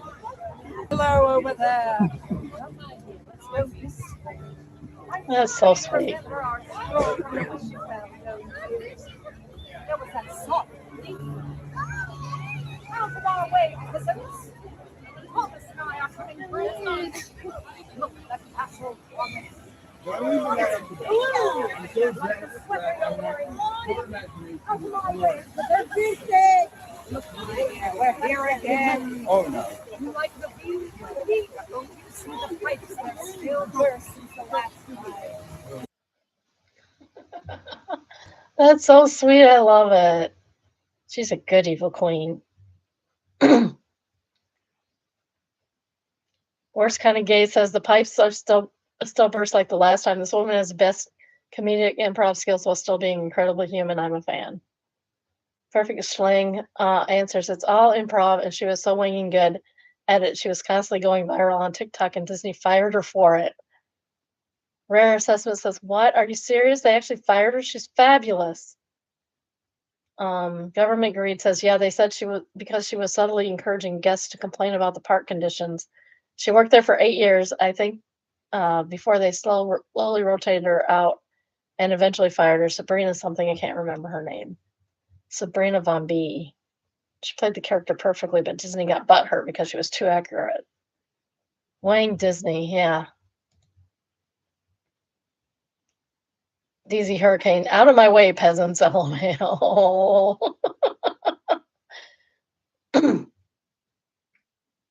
And she said, Thomas and I are coming through, not just I.